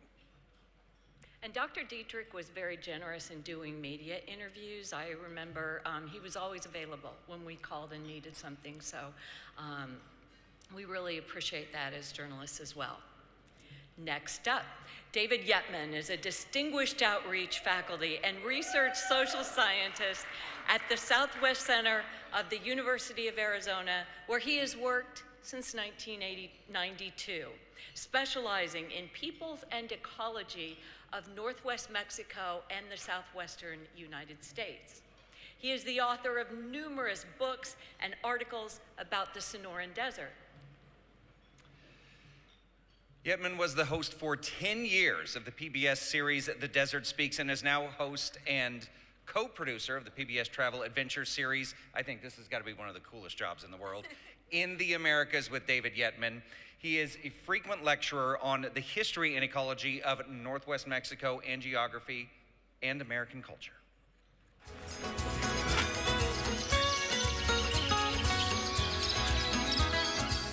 Dave Yetman is definitely quite a legend around these parts, Southwest and borderlands and northern Mexico. Dave was born and raised for a time in New Jersey, and he was sort of a sickly little kid and had some respiratory problems.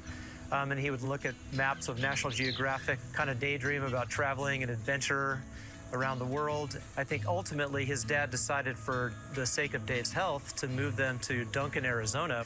Dave ends up getting a degree in philosophy. At some point, he decides he wants to run for the Pima County Board of Supervisors, one of the few candidates who actually spoke Spanish and was able to really relate to people. And so Dave ends up being on the Pima County Board of Supervisors for nearly 12 years, because he's one of the few people to have passed some pretty important environmental legislation. And during that time, I think he started to really develop a relationship with Sonora in northern Mexico. Out of that relationship comes a book focused on the Seri indigenous people and the coast of Sonora. Founding director of the Southwest Center here at the University of Arizona, he thought Dave would be a good fit for the Southwest Center as a researcher. And one of his early projects is to revisit a book that was published in the 1940s by the late botanist Howard Scott Gentry, leading a team of scientists in Sonora. I think somewhere in that process, Dave starts to work with Arizona Public Media and guest host The Desert Speaks. Or through that series, he got to know Dan Duncan, the filmographer in the America series. During all those years, Dave continued to research in Sonora and different parts of Mexico. One of the most productive research scientists that I've ever met. And now here he is, all these years later, about to receive this prestigious award that I think so beautifully honors the incredible work that Dave has done, all the relationships that he has built up over the years. This is part of the ceremony.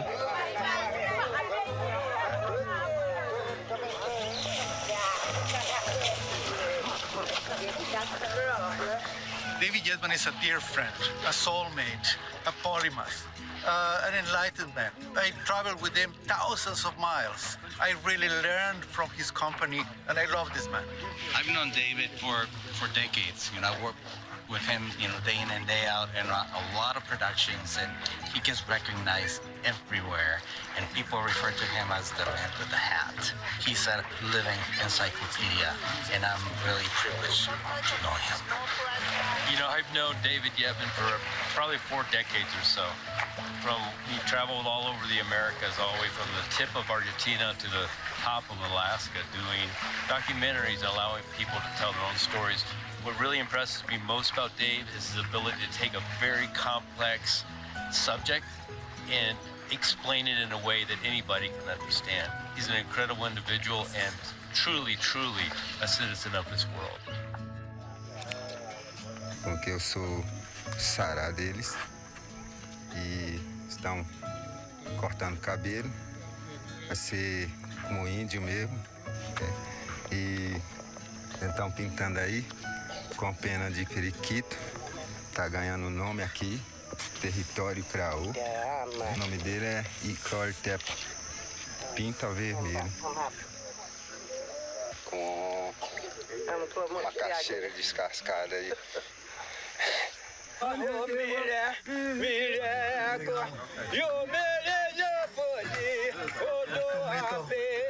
Nossa casa. Nossa casa.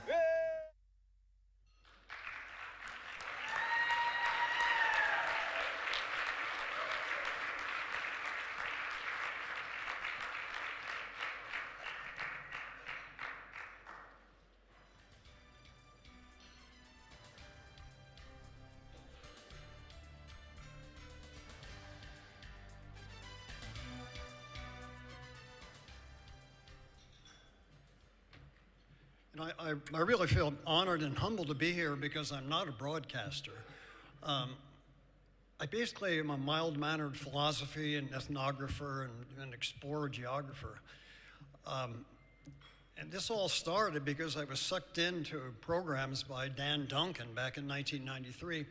I was working among the Mayo people of southern Sonora, Mexico, studying their plants, and they were teaching me.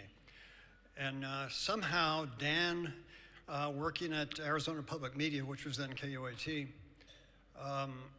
found out about it and said that might be an interesting program for the Desert Speaks. So Dan brought a crew down, and we spent several days with some of my Mayo friends, and they explained to him why what they did was important. And Dan and I hit it off. And between 1993 and 2001, I participated in a number of Desert Speaks programs. I recall that one of them I was asked to just come out to a filming of the Camino del Diablo, which was the ancient road that was connected Sonora with the Colorado River, and the 49ers used that road, which is the safest way, believe it or not, safest way to get to California through the blazing hot desert. And at that point, they needed the people to help recreate the scene, which is kind of corny, really. And I was asked to imitate a mysterious woman who helped dying travelers. So in that program, I did don a robe and a wig. I was only shown from behind and from on top. and I starred in that program. My name was even mentioned in the credits, but never have I played a woman before nor since. And that was one of my introductions to broadcasting. And I was overwhelmed in 2001 when a delegation from KOAT, now Arizona Public Media, came to my office and said, they would sort of like you to be host of the Desert Speaks. I said, well, maybe. I suppose I got to ask my department head. And that was Jeff Bannister's predecessor, Joe Wilder. And he said, well, Dave, let me think about it. And he thought about it for about 5 minutes and says, yeah, you can do that. And from then on, since that time, Dan and I have probably filmed 250 programs together, half-hour programs. And I cannot stress to you how whatever comes out of these programs is a mixture of Dan Duncan and David Yetman. I cannot possibly have done the programs without Dan's genius. He can take booming, buzzing confusion and chaos, 13 hours or 15 hours of a random documentary, and bring it into a coherent whole and make it into something that is recognizable as a program. So I cannot emphasize how important Dan, who is a member of the Silver Circle, you saw his name tonight. He and I are the combination. My name's on this series. Dan and I cannot separate each other from that work. We have been working now for over 30 years. I want to mention that Jacobo Ramirez, who you saw, is with me tonight. Jacobo is himself a producer, musician, dear friend, and has been with us on many, many occasions as we travel. Jeff Bannister is here. He is the director of my department who has the power to tell me I can't do this anymore. I'm very nice to Jeff. I try to honor him and respect everything he says. There are other people who are here. Jim Hills is here. Jim and I discovered how much we love Mexico, and when over Christmas break in 1961, we somehow gathered up an old station wagon and with 3 other friends drove to the Yucatan Peninsula and back in 10 days because we wanted to go there. And then Jim and I in 1962 took off on Vespa motorsuiters and made it to through Middle America.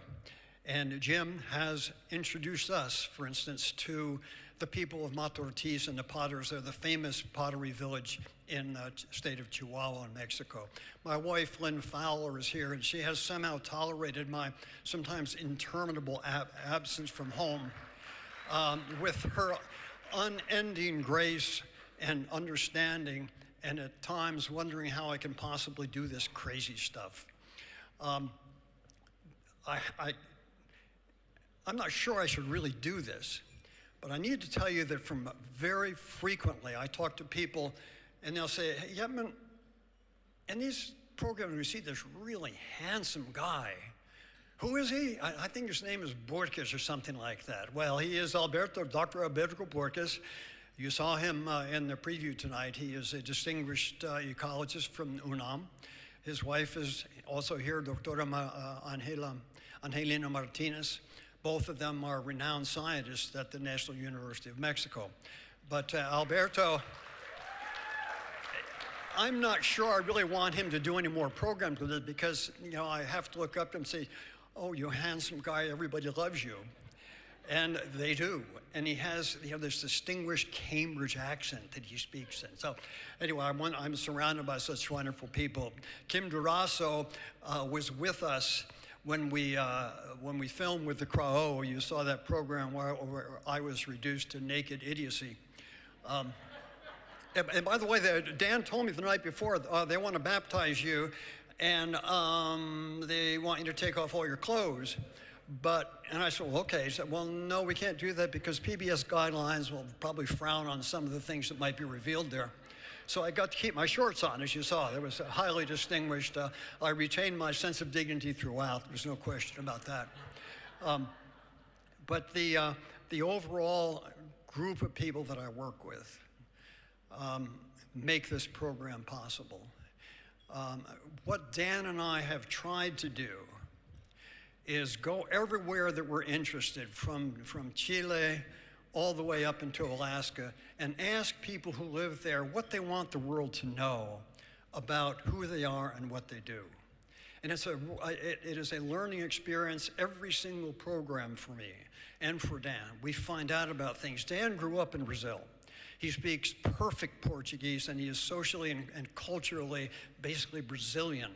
And to have that in addition to our Spanish connections is an invaluable tool, so that really nobody else can do what we do simply because the background that Dan brings to that program. And he and I, we have a very, very complicated way of deciding how we do programs. I get emails from people, Dan gets suggestions, you should do this and this and this. So we go to Bob Dobbs' bar in Tucson and we sit down and say, what do we want to do? Where do we want to go next? And out of the confusion, a new program will come. And so new suggestions come in, and they're run by the staff, I'm sure, at Bob Dobbs, who have come to rely economically on the presence of Duncan and Yetman there, to come up with programs for in the Americas with Dan Duncan and David Yetman. I want to thank you all for this humbling opportunity, and it truly is to be a part of a great magnitude of broadcasters and see myself included by some strange fluke of fate and the help of a number of individuals to be a part of this, to be part of the Silver Circle. I feel like I'm somehow in a dream that this is possible, and I want to thank you for that. It is a great part of my life. Thank you.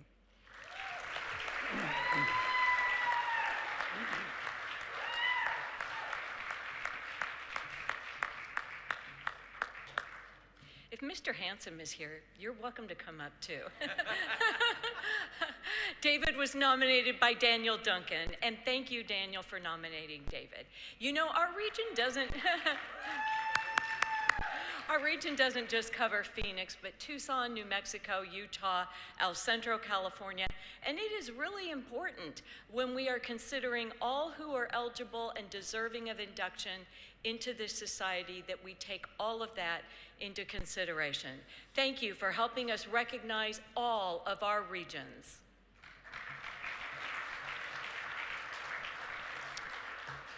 We have such a dedicated and diverse array of professionals in our region and on our board.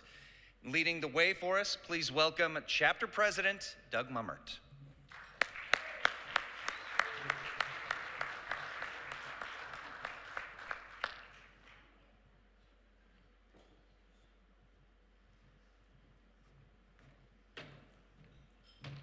Good evening, everybody. I'm not going to keep you long because I know we're having a great time, and there's so many talented individuals in this room. I thank all of you that are here to support them and all of these great people. I also want to thank the staff at the Chateau Luxe. What a great place, right? But most of all, I want to thank our board who put this whole thing together, and of course, Chad and Sue, awesome job. And Dr. Kraft and his Gold and Silver Circle committee, so great job. And I really thank all of you that came all this way to support these great people. And I'm looking at Jaime right there. You owe me an email, Jaime. At any rate, have a great night, and we'll move on to the next part of the show. Thank you.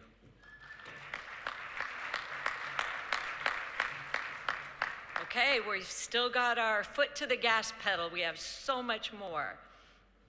Thank you, Doug. Carol Lind is the definition of female trailblazer. One of her first gigs was as a TV news photographer at KTVK in Phoenix. She became the first woman in the market to hold that position. Her career would later take her to news stations in Atlanta, Montana, and Denver, before she returned to Arizona as a videographer and an editor for Arizona PBS in 2000. Well, then came her dream job as a video producer for the Arizona Game and Fish Department in 2004. Over the course of her career, she has earned 22 regional Emmy Awards. She has served on the Board of Governors and leads the chapter's yearly awards process in the role of our awards chair. Plus, she has her own production company, Tall Paul Productions, specializing in wildlife, outdoor, and human interest videos. Carol Lind grew up in a close-knit, animal-loving family in Mesa, Arizona. Her curious, outgoing nature eventually led her to the Academy of Art College in California, where she studied photography. After college, a friend of her father's got her an internship at KTAR in Phoenix. I was a photographer, reporter at Channel 12. I had an image in my mind because she graduated from a college in San Francisco where she did still photography and theater in San Francisco in the 60s. Those of us who are old enough to remember, tie-dyed shirts, a lot of marijuana, and nobody giving a rat's patootie about anything. And I was very concerned. I was wrong. She became a great learner. Working with Roger led to a job at KTVK, where she became the first female TV news photographer in Arizona. Carol credits her success to the many people who helped develop her skills, especially photojournalist Jaime Ontiveros, who became a lifelong friend. 50 years? You're making me feel really old. Your first assignment at Channel 3 was Band Day, and we were still shooting film. Her video and editing skills took her to TV newsrooms in Atlanta, where she was the first female to win the Emmy for news photography. It was the first of 22 Emmys Carol received during her career. At WAGA, she was often paired with reporter Leroy Powell, a partnership she cherished. And the winner is, for the Outstanding Achievement Television and News Excellence Feature Reporting, Doodlebugs produces Leroy Powell and Gloria Carol Lynn, WAGA.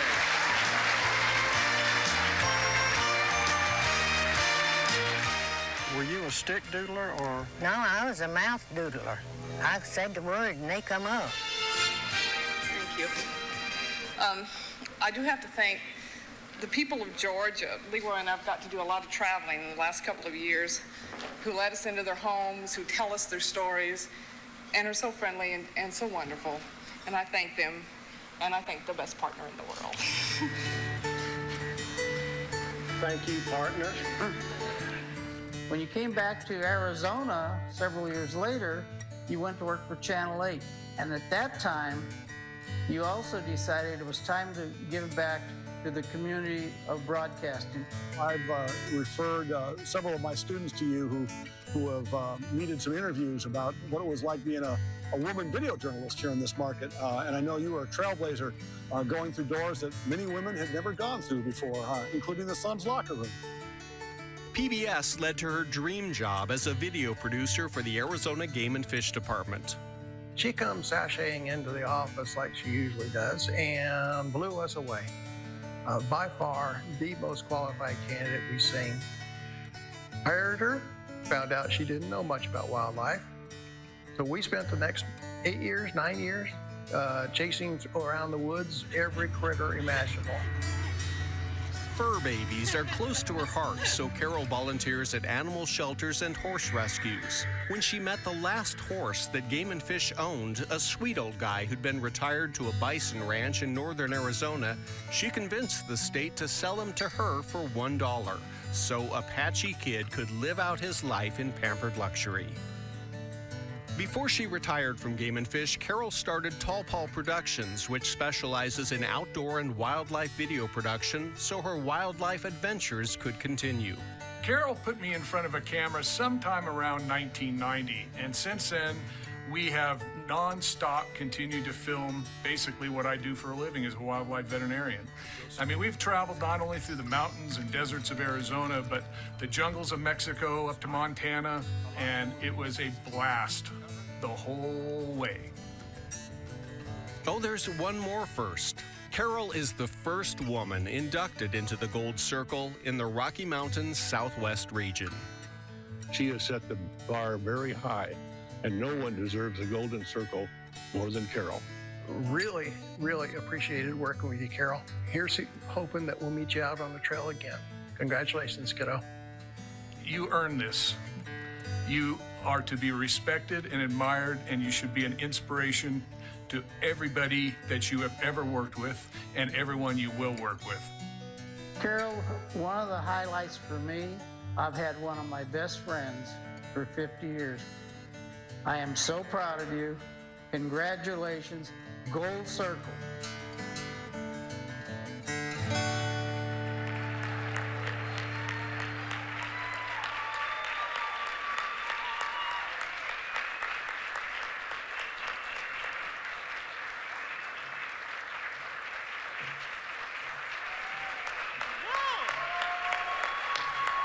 Holy moly! How? Thank you, David Major, for that wonderful video. I mean, the guy really knows how to make you look good. He's freelancing, he's available, you know, get his card. But God, so many people to thank. I have to thank Dr. Kraft and the Golden Silver Circle Committee for this incredible honor, and to all of my Board of Governors family. I mean, I feel like we are at this point. I'm so lucky. I mean, I've been so lucky, and I have so many wonderful and talented people in my life. I'm a photographer, so I have to read this. I'm sorry, I'm not good at talking. As all the other inductees tonight have mentioned, none of us gets here by ourselves. And I'm especially blessed that after all these years, these folks are still my dear friends. 50 years ago, when I was an out-of-work photography student, Roger Ball and Jaime Ontiveros introduced me to a career I didn't even know existed. And they took the time to really teach me. All because my father wanted me to get out of the house and do something. So, you know, thank you to Dad. Roger and his lovely wife, Sue, were planning to be here tonight, but they are recovering from a nasty bug, and so we wish them a speedy recovery, and I wouldn't be here without you, Roger. Love you. Ben and David, you helped me transition from 30 years of news to PBS, which was not a small feat. Later, when I joined Game and Fish, Gary wasn't kidding. I didn't really know the difference between a ferret and a fox. But he not only educated me about wildlife, we got to travel every corner of the state. And it's something I encourage all of you to do if worldly possible. It's a breathtaking place full of interesting and generous people, and the scenery is like no other. A few years later, Ben and David joined us at Game and Fish, so it seemed like the circle was complete. Now, there's a story behind this dress. I wore it in Atlanta when I won my first Emmy in 1982. Yeah.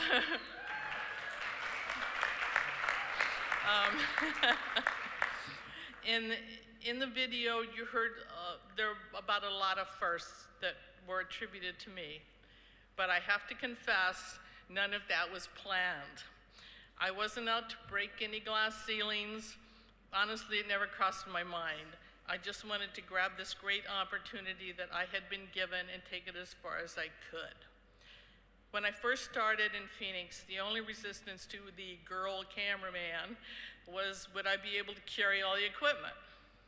And if I could do that, then why not give her a chance? And so I was very, very lucky, and I'm very, very grateful, eternally grateful. I do have one story off script that when I got to Atlanta, there were moments. Working the night shift in news, I got sent to a spot news story where a person had been hit by a train. Needless to say, the train won that battle. And it's like a quarter mile down from where all the media has to park. So we got all our gear and we're huffing along down by the train tracks, and this Atlanta police officer stops me. And so everyone else go through, he stops me. And he says, "Little lady, you don't want to see what's down there." Well, I didn't argue with him, and so I just, I just talked to him. I agreed with him. I said, "Officer, you're right. I don't want to really see what's down there, but it's my job, and if I don't do it, I could get fired, and it would be really bad, and besides, everything will be covered up by the time I get there." And we just had this nice back and forth, and he was like, "Okay," and he let me through. And it kind of opened my eyes to a path of communicating with people. Don't get huffy, just talk to people. People are people, whether they're news people or police people, they're just people. So that was a good lesson. Anyway, back to script. But I was very lucky. I have gotten to work with the best. And I love that so many of my friends and family are here tonight. Jody from Montana, Carol from high school, Rob and Deb from the hood, Jeanette from the wine bar. Okay, Jeanette's from Game and Fish too. And my dear nephew and niece, Jordan and Heather. This career has defined my life. It's given me the opportunity to tell so many stories, go on exciting adventures, experience incredible highs, love of my life, Leroy, and sometimes great sorrow. But I wouldn't trade it for a minute. This recognition tonight touches me in my heart more than I can possibly explain in words. So simply, thank you, thank you, thank you. And to Al McCoy, Shazam. Thank you.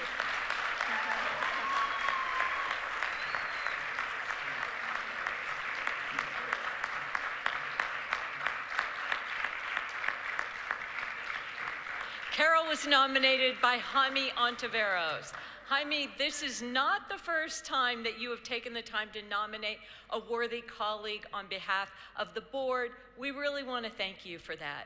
You were my first photographer that I got sent on a story with when I came to Phoenix. So thank you for everything you've done and all your contributions as well. Congratulations, Carol. You sparkle like your dress.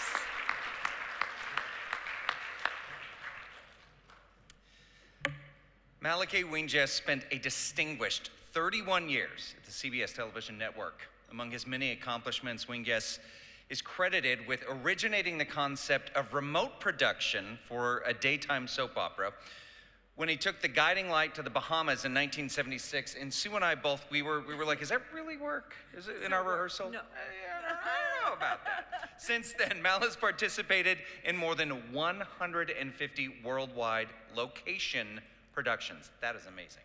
It is. And he has played such an influential role in the national entertainment industry. And his service to Natus is distinguished and it is lengthy. And it includes serving as Natus chairman for 3 years. And then he came out west, joining the Rocky Mountain chapter in 1996, where he held several different positions. He is currently the president of Sedona Broadcasting. For 60 years, Malachi Winges has been making a difference in broadcasting with his innovation, imagination, and an eye for what's possible. Born in the Bronx and raised on Long Island, Mal's road to becoming a visionary television producer was not a direct one. He holds a Bachelor of Science degree in atomic and nuclear physics, and later received his master's in engineering management. This led him to CBS as a technician in 1964, and the rest, as they say, is history. Mal spent 31 distinguished years at CBS, eventually rising to the position of Vice President of Sales, Marketing, and Technical Systems. Still, one of his most important lifelong accomplishments was marrying the beautiful Noreen Falk in 1975. What a career, what a life. I've known Mal now for more than a decade, and I have never met anyone with such an extraordinary body of work.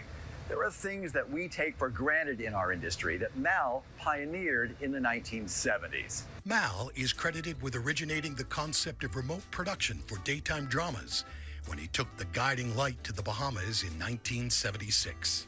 Since then, he has participated in more than 154 worldwide location productions, but his achievements didn't end there. In 1992, for the NFL on CBS, Mal received the first of his National Emmy Awards for Outstanding Achievement in Engineering. In 1994, he took home the Sports Emmy for Technical Achievement for bringing the Winter Olympics from Lillehammer, Norway, to the world. Most recently, in 2022, he was honored with the Daytime Emmy for Outstanding Short-Form Children's Program, Girls' Voices Now. Mal serves as executive producer of the documentary series, which is still in production. His list of production credits and National Emmy nominations is long and impressive, and he truly loves his job. Maybe that's why Mal has been so devoted to giving his time and talent to support others in the industry.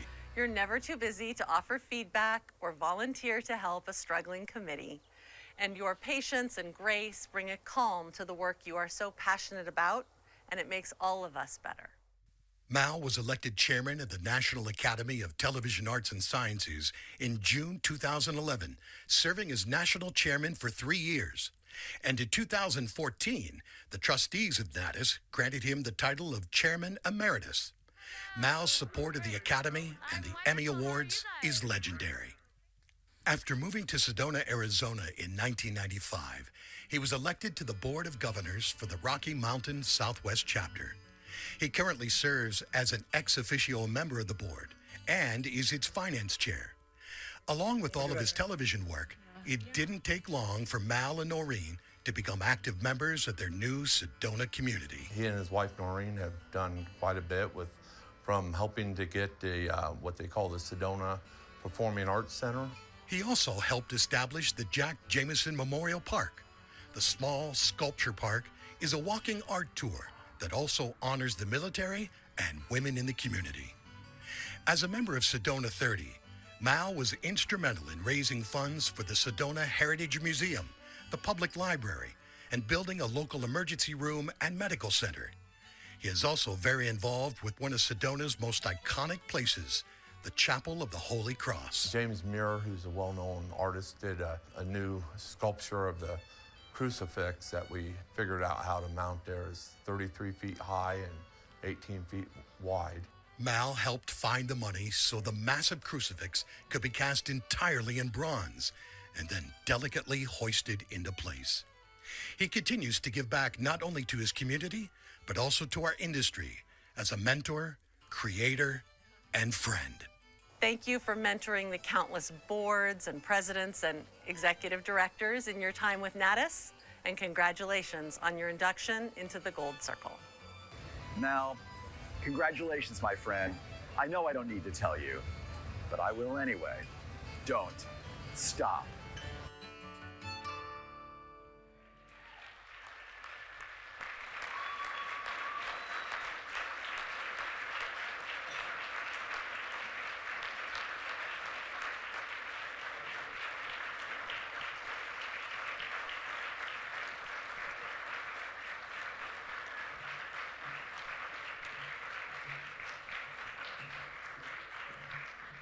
Wow. That was the first time I've seen that, by the way, and all the credit goes to one person, Carol Lynn.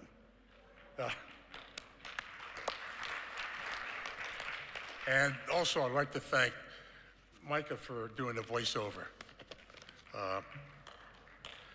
Anyway, I want to really congratulate all the nominees tonight, by the way. This is an outstanding evening for me, by the way. I've been to hundreds of Emmy functions around the world, and this is, to me, means the most, even with the Emmys and everything else. I'd like to thank the Rocky Mountain chapter of the National Academy of Television Arts and Sciences for this prestigious award. And I'd also like to thank my friends who came down from Sedona and from Florence, and my friend Jane, who came in today from Indianapolis. They're sitting at those 2 tables over there. So thank you, guys. You know, I called them friends, but they're really family.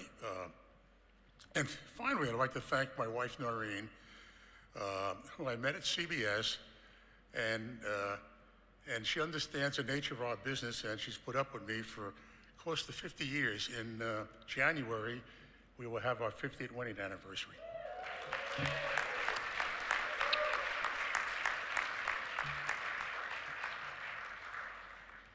This is my gold circle. 60 years ago, boy, 60, wow. I graduated with a degree in atomic and nuclear physics. And I had 2 career paths.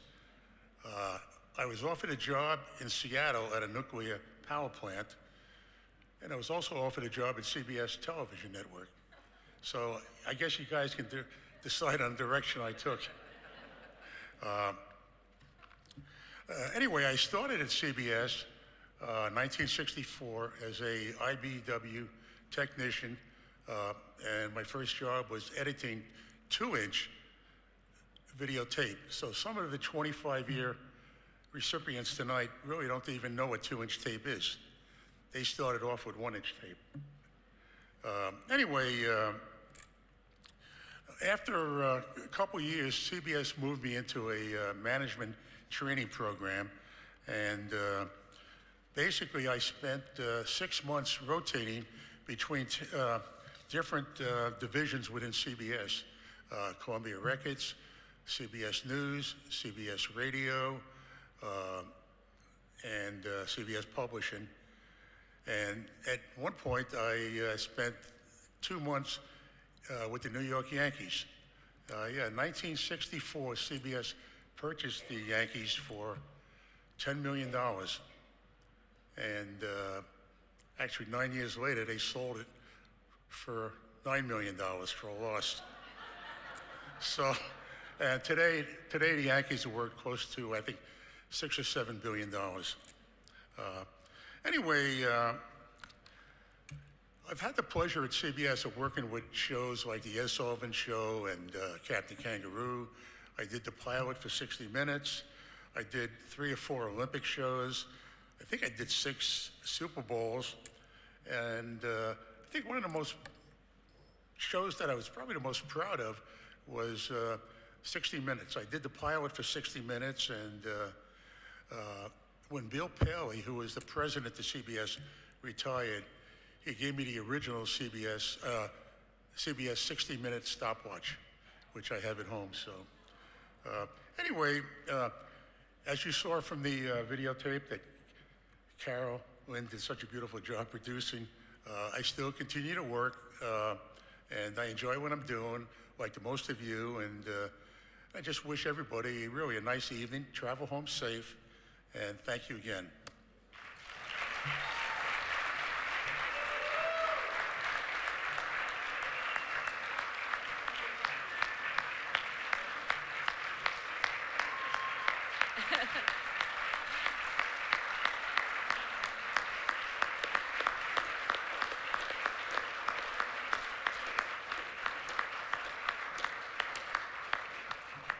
Mal was nominated by Doug Mummert. Thank you, Doug, for your true dedication to this ever-growing society. All right, next up, will all the inductees please come up front over to the left where you see this step and repeat. Now, we mentioned earlier that we do have a pin for you, and when you are all here, we're going to give you some pins. We're going to do a class photo, all that fun stuff. So come on up, folks.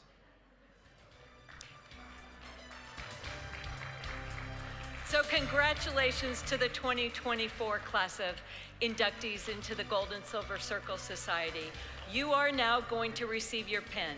Will Board of Governors Jennifer Dawn, Donna Rossi, Crystal Henderson, and Gold and Silver Circle Chair Dr. John Kraft please come to the front for the pinning.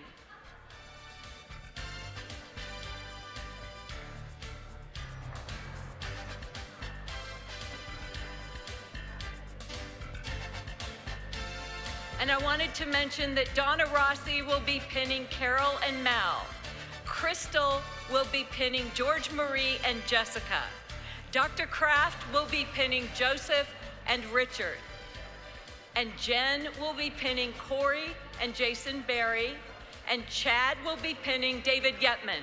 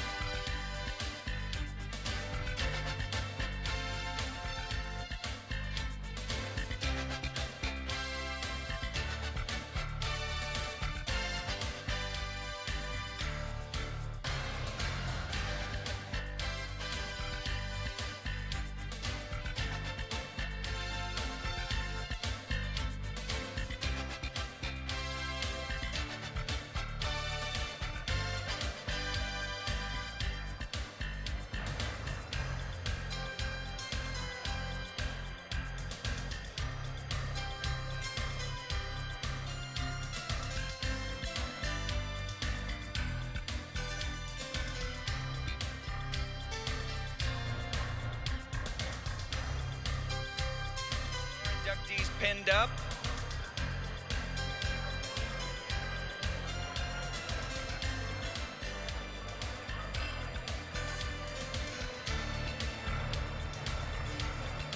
All right, if we can get our gold and silver circle inductees together, we're going to get a group photo.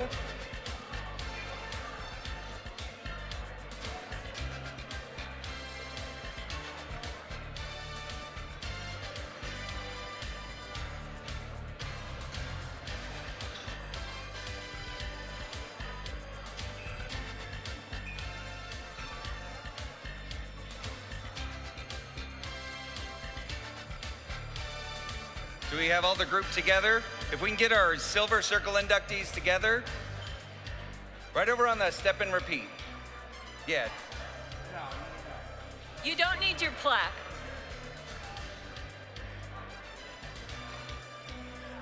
Thank you. Do we have everyone? Okay. Corey, Mel, Carol, Joseph.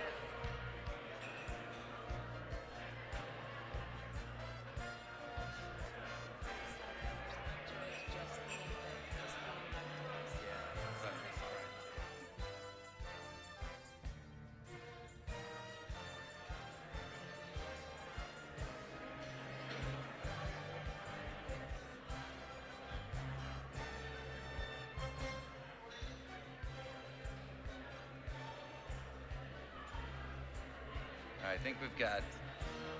I think we're getting there. This is the money shot, as they say in the biz.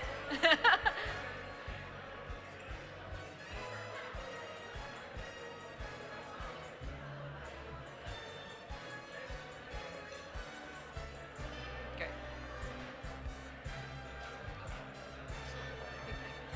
Ladies and gentlemen, may we present to you the Gold and Silver Circle Society class of 2024.